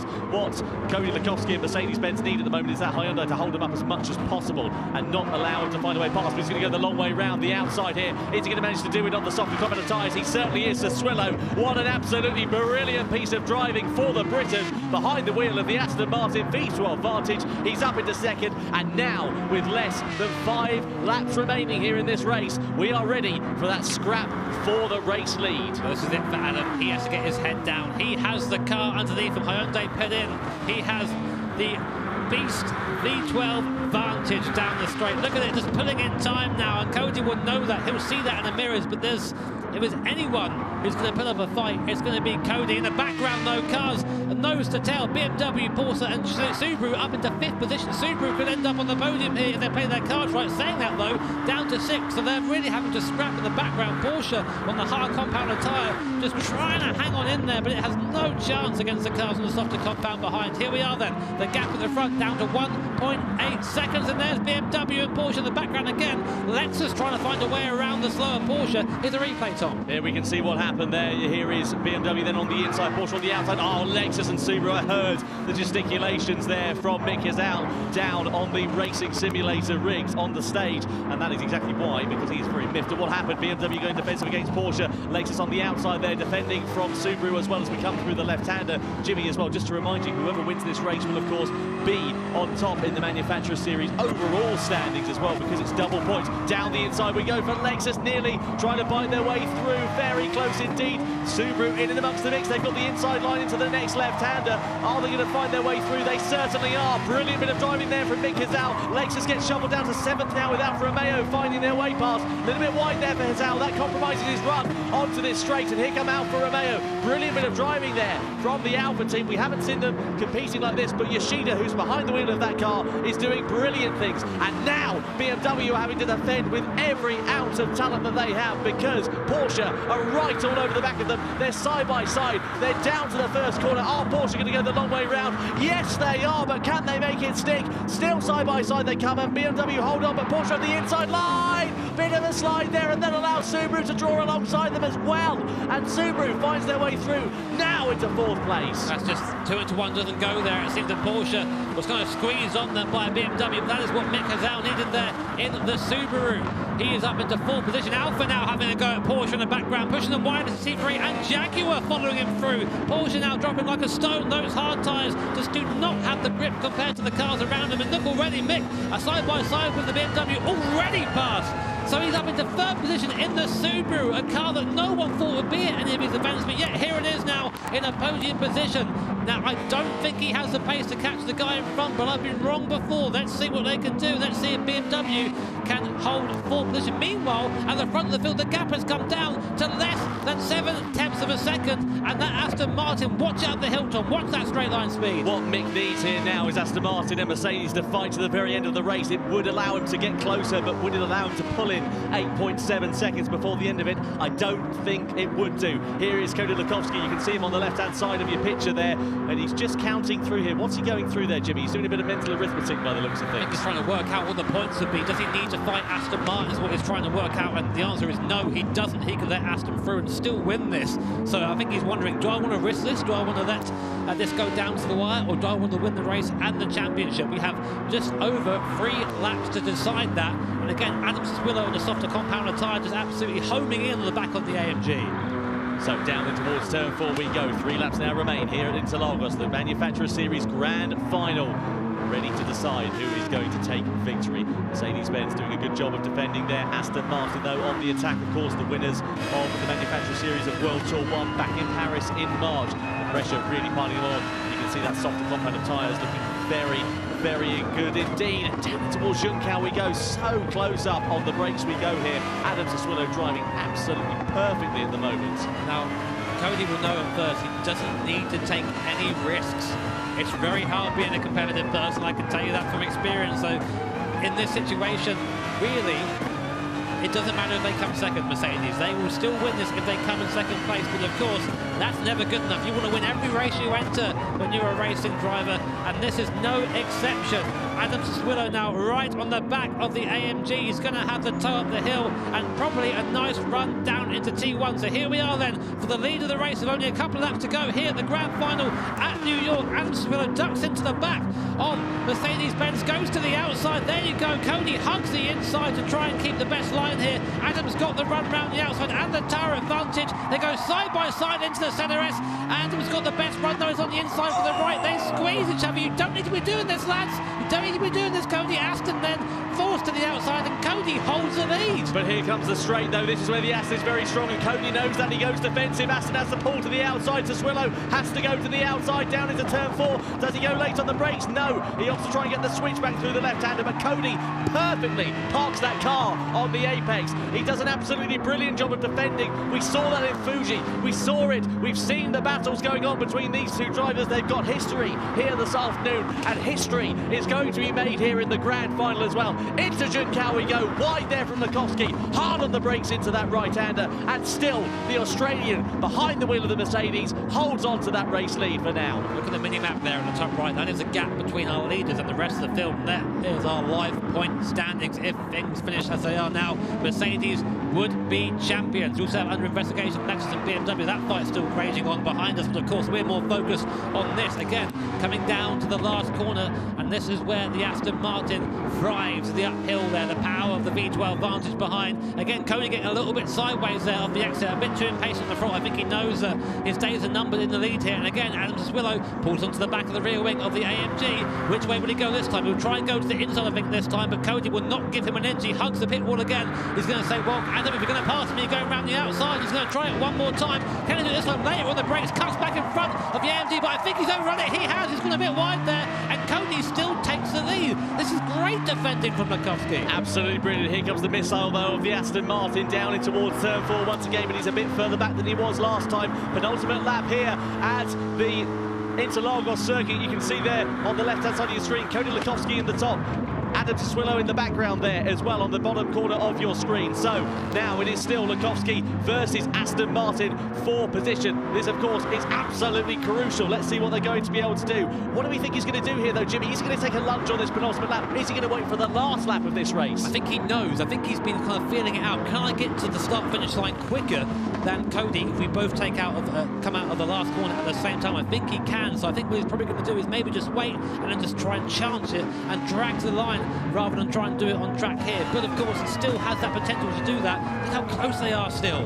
Absolutely amazing stuff. This is what we love to see in the Manufacturer Series. It's what we love to see in the Gran Turismo Championships as well. Close racing right at the very end of this race. The battle in the midfield seems to have settled down a little bit.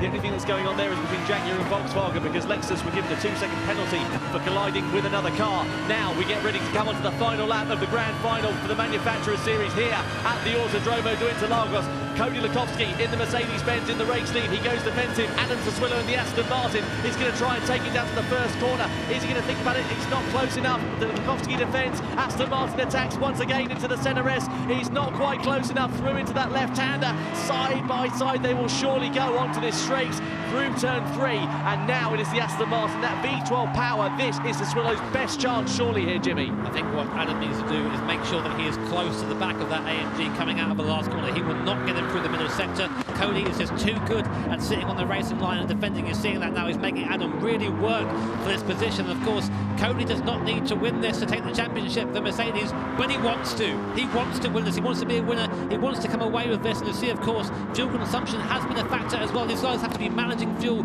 all the way around now. But Tom, coming into the last lap, half of the lap, who's it going to be? It's so close to call, isn't it? Surely it's going to be a run through this final series of corners. Mercedes-Benz have defended brilliantly. Cody Lukowski has done a great job. All the team have done a brilliant job. Bernie Valverde also in that car as well. well, of course, as Anthony Felix. They've driven perfectly, but likewise, Aston Martin, they've kept that pressure at a constant throughout the entirety of this race. Nick McMillan, Kachibe, and of course, Adam Sassuolo now behind the wheel of that car can hold their heads high, whatever is happening, but through into the final series of corners we go. Surely it is going to be Mercedes-Benz who are going to win here at the Autodromo to Interlagos. What a great performance from all of the team, and Cody Lukovsky, he can barely believe his luck, but Mercedes-Benz round the final corner here now. They win the Manufacturer Series Grand Final here in New York. Mercedes-Benz are on top for the first time in 2019. Aston Martin finished in second, and Subaru with the most unlikely of podiums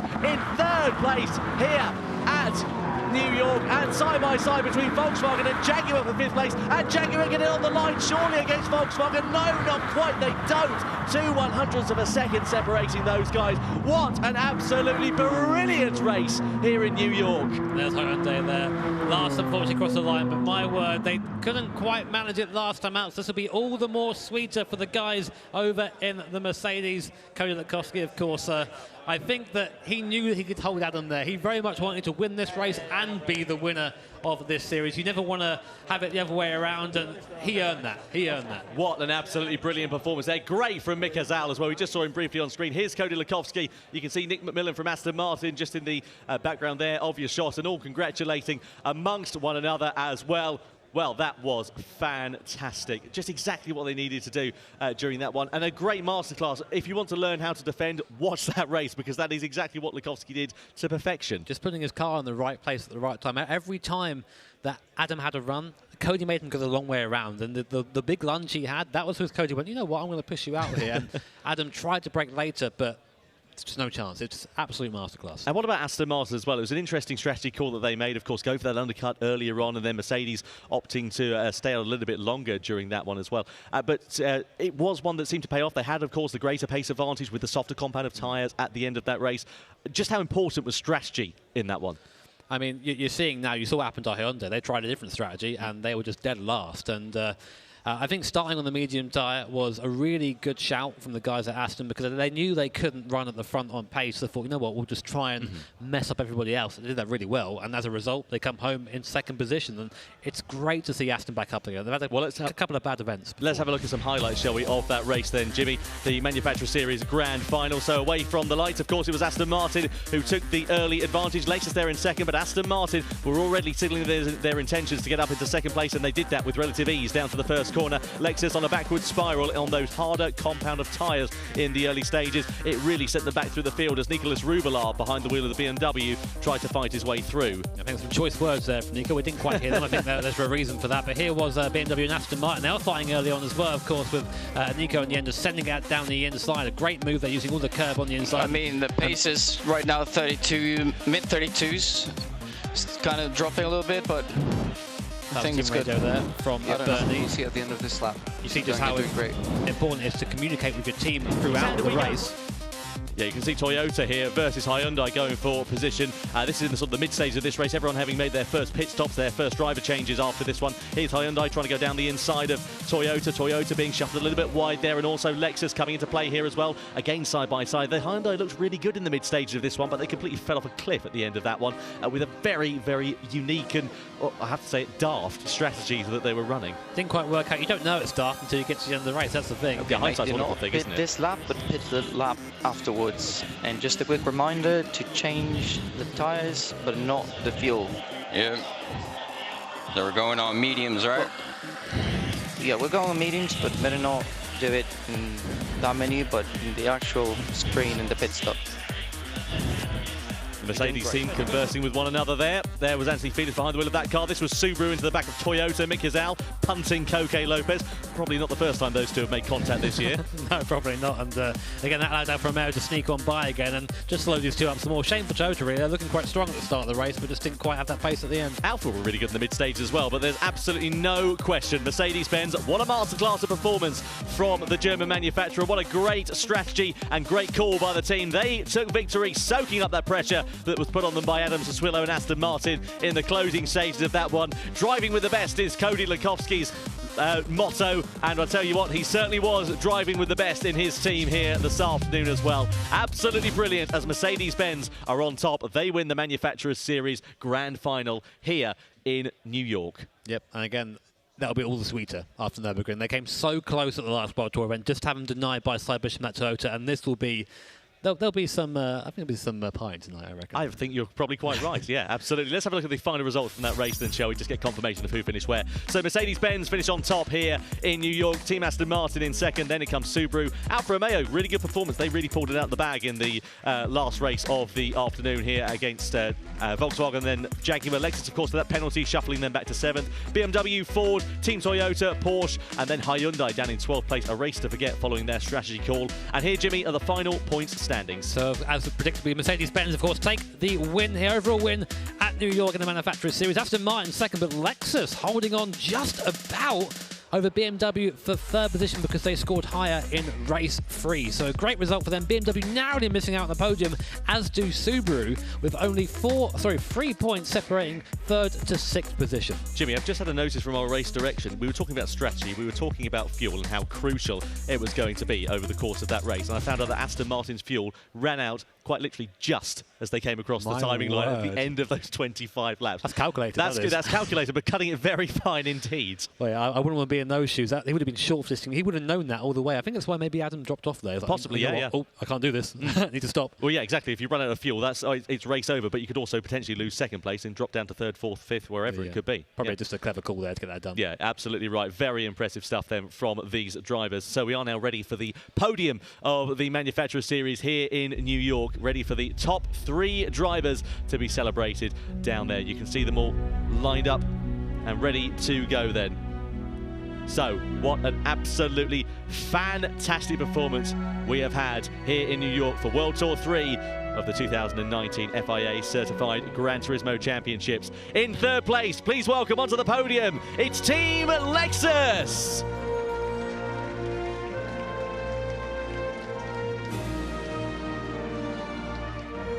The Lexus team making their way on to the podium, of course, with Daniel Holland, Baptiste Mouvois, and Andrew Brooks all lining up in 3rd place. The Michelin caps on their heads as well, as they all celebrate with one another. They can hold their heads high here this afternoon. And in 2nd position, please welcome onto the podium, Team Aston Martin.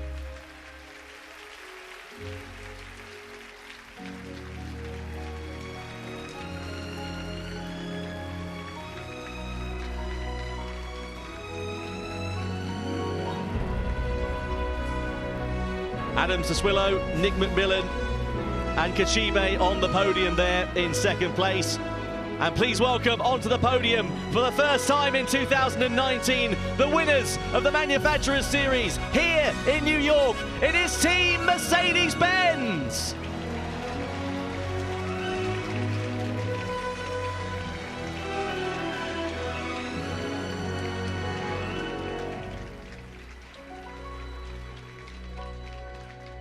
Anthony Felix on the right-hand side, Bernie Valverde in the middle, and Cody Lukovsky on the left-hand side of your picture. Ladies and gentlemen, we invite you to please be upstanding and please remove your caps for the national anthem of the winning team here in New York.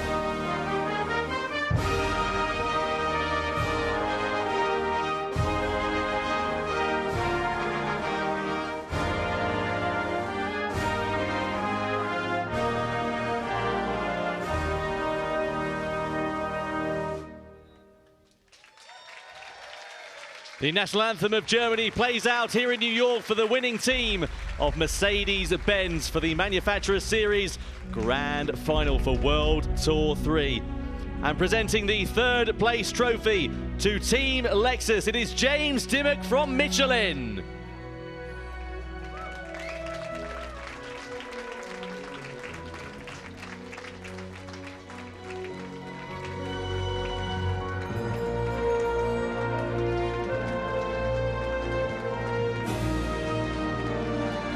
Celebrations all round for Team Lexus. They can hold their heads high today.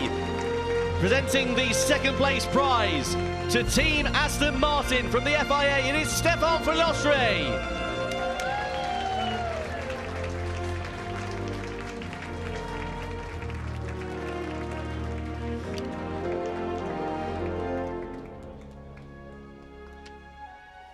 And presenting the watch to the winning team manufacturer, the Tag Heuer watch here for Team Mercedes-Benz. It is producer of the Gran Turismo series, Katsunori Yamauchi.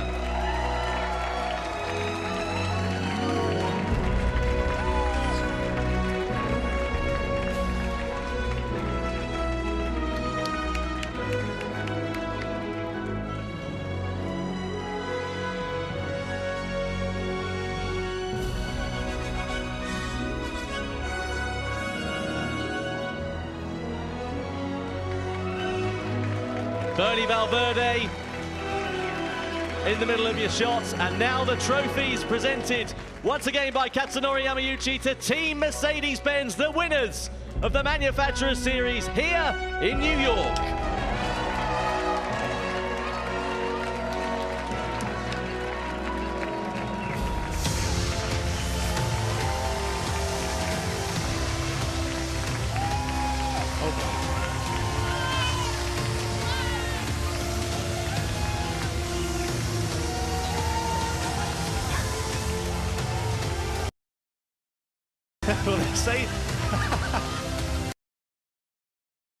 Well, they say things are bigger in America. They're certainly display. That was like suddenly a total whiteout. We couldn't see downstairs at all. I mean, wow. I'm glad that wasn't a pyrotechnic, otherwise I would have singed most of my hair off. There we go.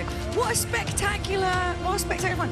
I would just like to say, you know, when we went on our lovely little boat trip yesterday, I keep bringing this up, I spoke to Cody, and literally all he said to me, I was like, how do you feel about going into this competition? He's like, I'm just going to go and win everything. And to be fair, because he was kind of sitting there, he was listening to like music on the boat, and everyone's like, oh, come on, like get involved. But he was really super focused, like he is here to win it, and he's just proven that. Well, you mentioned to us at the start of the broadcast who were our hot picks, and Jimmy mentioned Cody Lukovsky, said it's his time. There you go. That's exactly what he's done. He's done. He's come here. He's honestly just been so focused right from the very start, and yeah, he's totally proved it. Credit as well to his teammates Bernie Valverde and also Anthony Felix on the top 7 Of course, I mean, it wasn't just him, but yes, of course, yeah. And Adam Sassuolo also doing incredibly well as there, like really keeping the pressure on right up until at the end. And like you're saying, obviously it wouldn't have made really any difference in terms of like the final points, but it's all about pride. Everyone here just wants to do their absolute best, Yeah, definitely, and everyone wants to come away with a trophy, and you can't do well without good teammates, and that's what Mercedes were. Just a very strong team, solid all the way, fantastic to watch. Yeah, did you enjoy it? Absolutely, it was mega, wasn't it, in every sense of the word. Just brilliant. Great racing taking place over the course of the Manufacturer Series here. Yeah, and of course that is not the end of all the action for this weekend. Tomorrow is the Nations Cup, which is all about obviously being the very, very best singular racing. It's going to be absolutely spectacular. These guys, most of them are going to be coming back and racing again tomorrow. And yeah, don't forget, we are going to go to our brand new post-show extra lap. That's going to be coming up in just a minute as we go deeper into exactly what has gone down today. It has been absolutely spectacular. We will see you again in a few minutes.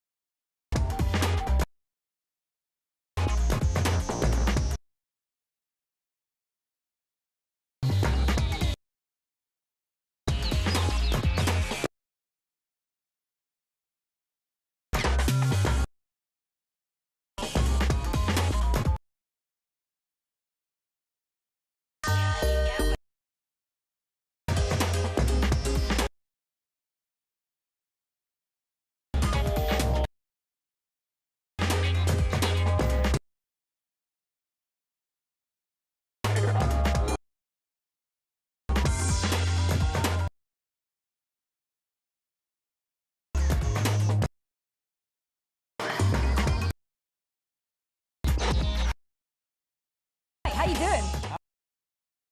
I'm really good. Pro. It was good. It was not getting, you know. Fantastic, yeah. Okay, yeah. And Igor Fraga.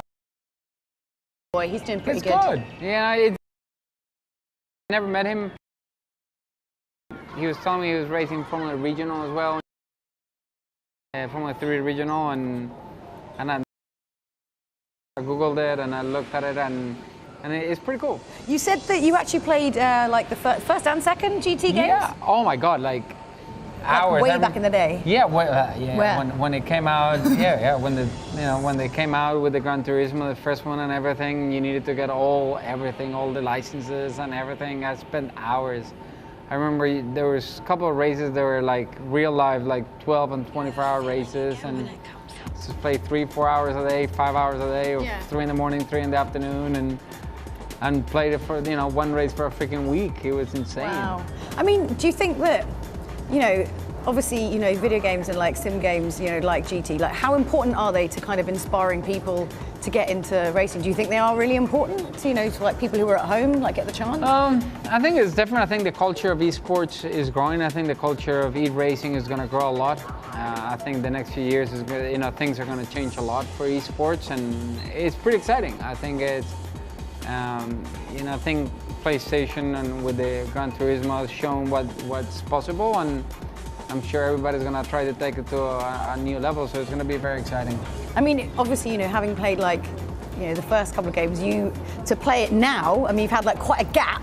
Oh, it's funny enough because I never played Gran Turismo with a steering wheel. I always played it with the remote. Yeah, like so it's a completely different experience, like completely different. Yeah. I mean, just even in the graphics, there's such a huge jump. I mean, this sort of stuff, having this kind of quality of sim, for however much money, you can have it in your house. I don't think anyone could imagine that would ever be the case, The crazy thing is you can have something like this that is very good. It's a very good entry point for the price and everything, and you can go to however money you want to spend at home.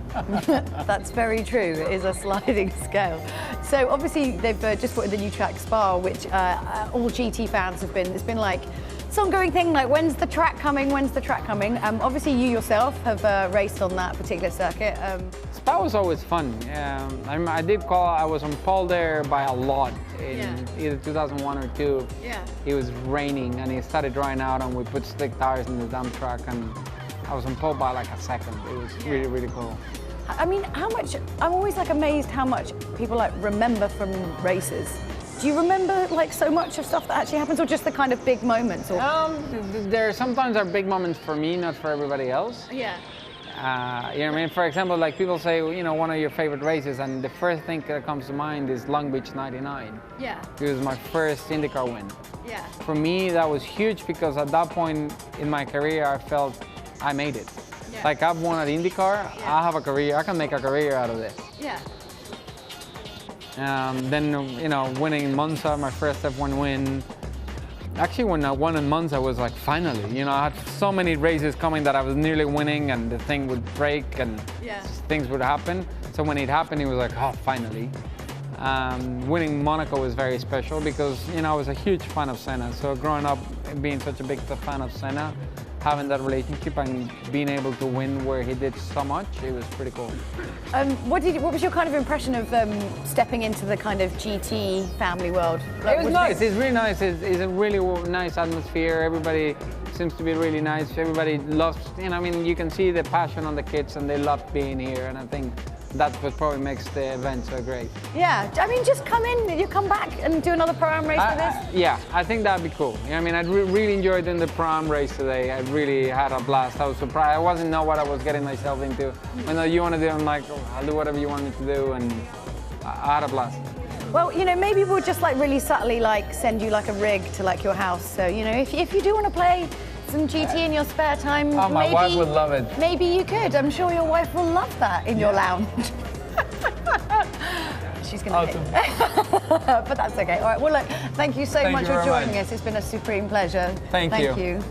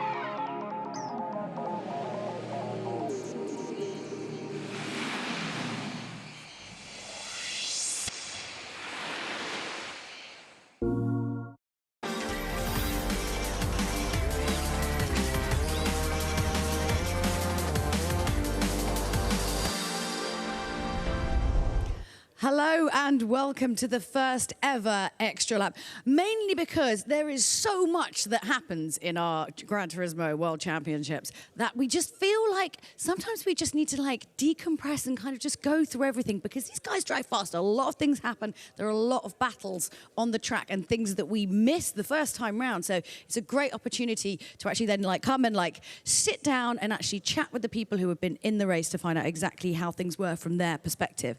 Speaking of which, we have got actually one member of each of the winning podium placing teams from the Manufacturer Series sitting down with Tom and Jimmy to give us their perspective of just what went down. Yeah, thank you very much indeed, Julia. Yeah, welcome down to, well, near enough the stage. We've got Cody Nittolikovsky on the right-hand side. We've got Andrew Brooks in the middle, and then we've got Nick McMillan from Aston Martin as well. And these guys, of course, as Julia said, of course, the top three in the top three teams for the Manufacturers Series. And Jimmy Broadbent, we saw some absolutely brilliant racing, didn't we, over the course of that? Well, those 4 races. Well, as we always do in these series, really, it's always Manufacturers, one of my favourite series, full stop. Always just full of just great action throughout. And I'm just happy I get to sit down for a bit. I've been standing up for the last hour and a bit, so I'm happy to have a chair now, to be honest. Well, it's brilliant, isn't it? Well, let's start off with Cody. I mean, Cody, we were speaking the other day about your motto, driving with the best, and you certainly were driving with the best today. A great team effort from all of you guys. How are you feeling after that one? I feel amazing, to be honest. To have such a strong team, such a strong lineup of drivers being able to help me contribute for Mercedes-Benz. I'm speechless. This is a long time coming. I mean, we've been doing everything in the last few World Tours. We've been throwing everything at every single race, and we just didn't have the luck. And we got the strategy right this time. We were lucky. We didn't get held up in anything. So yeah, the overall win, I'm just absolutely thrilled. I couldn't have asked for more. What do you think it was? Was it the strategy that helped you win that race today? I think it was just the spirit of the team. Yeah. We had a lot of motivation. We did every single lap absolutely just as we planned. We couldn't have really done more in that race. So yeah. Well, what goes through your head when you're kind of coming into the last race, thinking, you know, well, we could win this, because you didn't need to win the last race. You could have come second in that by my calculations. Was that playing in your head at all? We saw you down there kind of fingers and thumbs like, oh, wait a minute, how many points how many points is this? Yeah, I think we were pretty safe if we finished second and Aston came first. But yeah, we decided let's just win everything. Let's just secure the overall win and not give any quarters to Aston. So just no mercy. Any moments when you were worried? No, nothing at all. Well, everything went smoothly. That's confidence there for you. Nick McMillan, Nick, Aston Martin, we saw them winning in World Tour 1, a little bit off the boil in World Tour 2, but back on form here in World Tour 3 in New York. Talk us through today for you guys.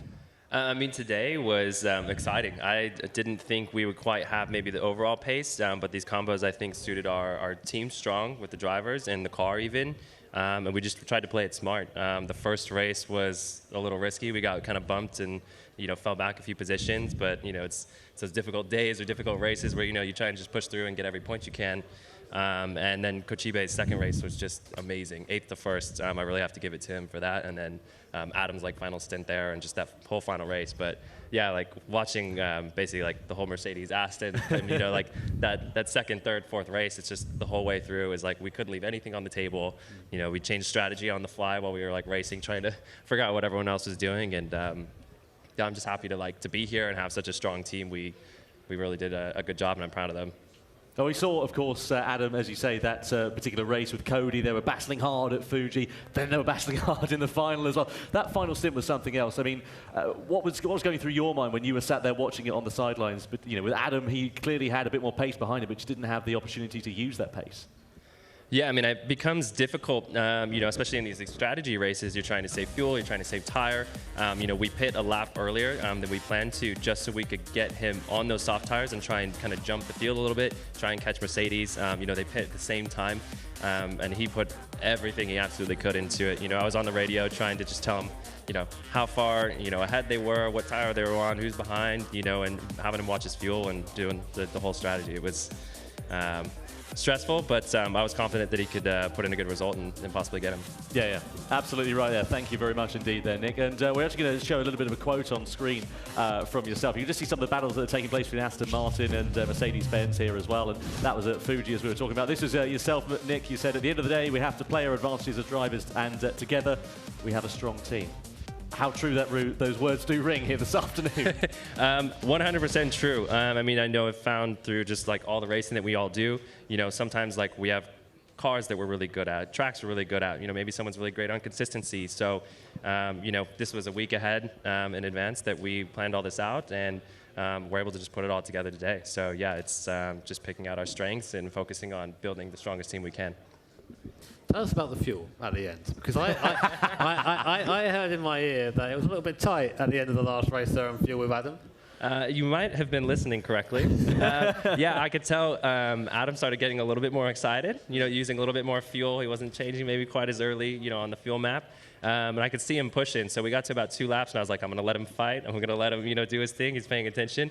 And then I could tell he just had it in him to try and get Cody. And I knew Cody wouldn't be easy, so I was like, okay, you know, just be patient. Wait for the pass. You know, don't try and push anything. It's going to be difficult. But, yeah, we were right there at the end. And, you know, I actually overheard you guys talking on the announcement where you were saying that they were going to win even if they finished second. So I told him that, you know, and he was like, oh. Okay. You know, so I was like, make it to the end. We're 8 seconds clear. I think of Subaru, and so yeah, we brought it home, and you know, second place is great for us. I'm really happy. It's been great, hasn't it? And Mr. Brooks, can I just say first of all, great surname. Really like that surname. Thank you, Tom. You guys did an absolutely brilliant job out there today. Just talk us through your performance out there on track. Did things go as well as you'd hoped, or did you leave it after the event feeling like you needed more? I mean, if there's anything I think I can say about Team Lexus, especially in the last couple World Tours in particular, it's definitely been a roller coaster ride. We started from first last in the Nürburgring. We went back down to 12th and then back up somewhere in the middle. And we started out kind of mid-pack here, thinking that the first 2 races would be our strong suit and that we'd struggle a little bit at Fuji. So honestly, I'm completely flabbergasted that it turned out to be the opposite, because we ended up in a lot of racing incidents in the first race and the second race, so we kind of lost our hopes a bit. So at that point it just became a question of keeping it positive for the third race and hoping that other teams would make mistakes, and there was a whole lot of battling, being patient, and just waiting for our opportunity to get past. Well, you can see that in the grand final here on the screen at the moment. This is yourself versus Hyundai. Hyundai having been given a penalty at this point, and you guys taking real advantage of that down towards that first corner. There was just some brilliant racing up and down the field, wasn't there? Do you think that you guys would have had the pace to win had things gone a bit differently for you guys today? If we did win because of our pace, I actually don't think it would have been necessarily the way it turned out. I think that maybe the first 2 races would have been our good results rather than the third one, because the third one we were a little skeptical whether we were going to be able to keep up. So as a matter of fact, I'm still like completely shocked that it turned out to be all backwards, but I guess there's more than one way to get there, so I'll take it. Happy to be on the podium. You know, it's one of those things, especially after last time out for you. Oh my God, you don't even know. Personally as well. I'm so happy. Like, I'm so proud of my team, and I wouldn't have been able to do it without them. And they helped to keep me confident in myself. So they're the best teammates I could ask for. Well, Cody, Nicola, Andrew, Nick, thank you very much for your time here this afternoon. Real pleasure. Another round of applause for the top 3 drivers in the Manufacturer Series here in New York. Absolutely brilliant. Let's head back up to Julia, shall we, who's with our Spanish commentators. So I suppose depending on where and which stream you've been tuning in on, you might never have met these gentlemen before. I say gentlemen. Sorry, I'm just kidding. They are lovely. Lucas and obviously Alberto, who do the Spanish commentation. So we thought we'd bring you up here to talk about a particular driver, obviously from Spain, Bernal Valverde. So what's your kind of opinion? Because obviously you would know him better. What was kind of like your take on how he performed today? Well, Valverde was amazing. No, he showed another step forward in his performance this weekend. You know, in other World Tours, he was more under pressure, more not natural driving, and this weekend he showed for Mercedes he is one of the most talented drivers from Costa Rica, and you know, he's a real race car driver, and I mean, it helps. And it helps, but somehow it helps because he was really clever in some points of the races. He finished second in his single race, and then starting from the front row in Interlagos. He made a fantastic strategy, saving fuel and also pulling away from the other guys. So amazing performance from the guy, and yeah, it's he's one of the guys we've been following and from South America, and is one of the guys who we can follow for the future. Yeah, go on, no, so go. No, it's like we're used to see the winner always of Manufacturer Series is the most balanced team. And, well, Valverde made what he has to make. And finally that makes, no? With Anthony Felix and of course, Lapkowski. I think it was the most balanced team. Yeah, they take advantage of that. And that's the reason that they win, I think. I think one thing I've actually noticed this time at the Manufacturer Series, I don't know whether it's my perception of it, but it feels like all the teams are much more aware how they have to kind of get on and work together and have, I don't know, like be friendly with each other to sort of perform better, because it feels like there's more camaraderie this time around, and they have been kind of like, pushed together. Yeah, it's at the end, Manufacturer Series is teamwork. We could see how they manage the races, talking by the radio, and communication is essential to know. They're very calm. Yeah, I would be much more shouty. What are you doing? Drive faster. We could see Lapkowski, talking on the radio, and it's all about team effort, and you have to know what is your position in the race, what tires your rivals have in the race to make a pass or to stay and keep calm and save more tires. But at the end, it's a team effort, and that's why I love Manufacturer Series, because motorsport is a team effort, and in the end, it's becoming more essential in Gran Turismo, and yeah, I love it. I love it to see the radio communication, how they work together, how they prepare the weekend from days before the qualifications, and yeah, it's beautiful for the manufacturers. Yeah. So Coque Lopez, he's another one we should obviously talk about. How do you think he's sort of performed? Well, I think the problem that they have in Toyota, it was the strategic, no, more or less. So I think they were one of the favorite teams today, and finally the results were totally disaster. Yeah. So the strategy failed a lot. Yeah, but we were talking about that. Yeah, they thought they had the right strategy, but in the position they start for the final race, it was wrong strategy. If you start at like Mercedes, they followed the same strategy, but if you start at the front row, you have no traffic, you have no battle, so you can put the right tires in a good performance. But if you go on soft tires and you start to fight with other competitors, you lose that advantage, and in the end, you end up losing a lot of time and getting caught with the guys with with better tires. So there's so many. Every time we have conversations about this, it's just there are so many problems. And bearing in mind, you have to be thinking about all of this while you're driving your car and like taking on all of these things. It's a lot of things to contend with. Well, thank you so much to our Spanish commentators. We are down there with Jimmy with our Michelin Driver of the Day, which is Mikel Hazal. So yes, took the words right out of my mouth. Thank you very much, Julia. I am with Mick Hazal, our Michelin Driver of the Day. Maybe not the best day in terms of raw performance for Subaru, but I mean, the last drive for me was some of the best driving I've seen from you. Right at the back of the field, that soft compound tire, carving through the field, bringing yourself home in third place. How was it out there from your perspective? Like right after the top 6 qualifying, we immediately knew that we kind of have to survive the first 2 races, because our car was one of the slowest cars on the straight line anyway, and we got like 2 power tracks. So basically, realistically, we would be just getting overtaken easily. So we kind of tried to survive as best as we can. And as for race 3, which was another good track for the Subaru itself, but with not the best position in the end, with P10. I kind of tried to avoid the chaos happening ahead of me with all the crashes and contacts. But in the end, I was also surprised by myself and with the performance of my team, because, for example, in the final race, the strategy was good. We also talked a lot about how the strategy is going to be looking like. And yeah, I'm also happy for my team, and thank you again, I don't know, for let's say, for me being the driver of the day. But thank you. Well, first ever winner of the awards, so there's something there as well. I will ask, so how do you keep yourself motivated? Because you go into the last race, you must think, we haven't really got a chance of doing very well here. Ended up doing well in the standings, though. Is it just go out there and just do your best kind of thing and just drive to the end? As for the final race, I mean, we all know that it offers the double amount of points.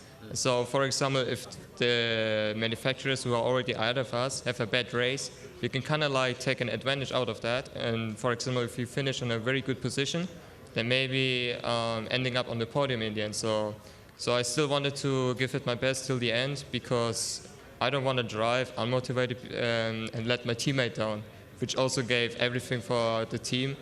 And yeah, it was a really good time to represent Subaru and having teammates like Miyasuno-san and Buzz. They're really happy. Awesome. A great drive as well from yourself, of course. Again, our driver of the day, Michelin driver of the day, Mick Cazell. Congratulations, Mick. Let's go back to Julia and Tom.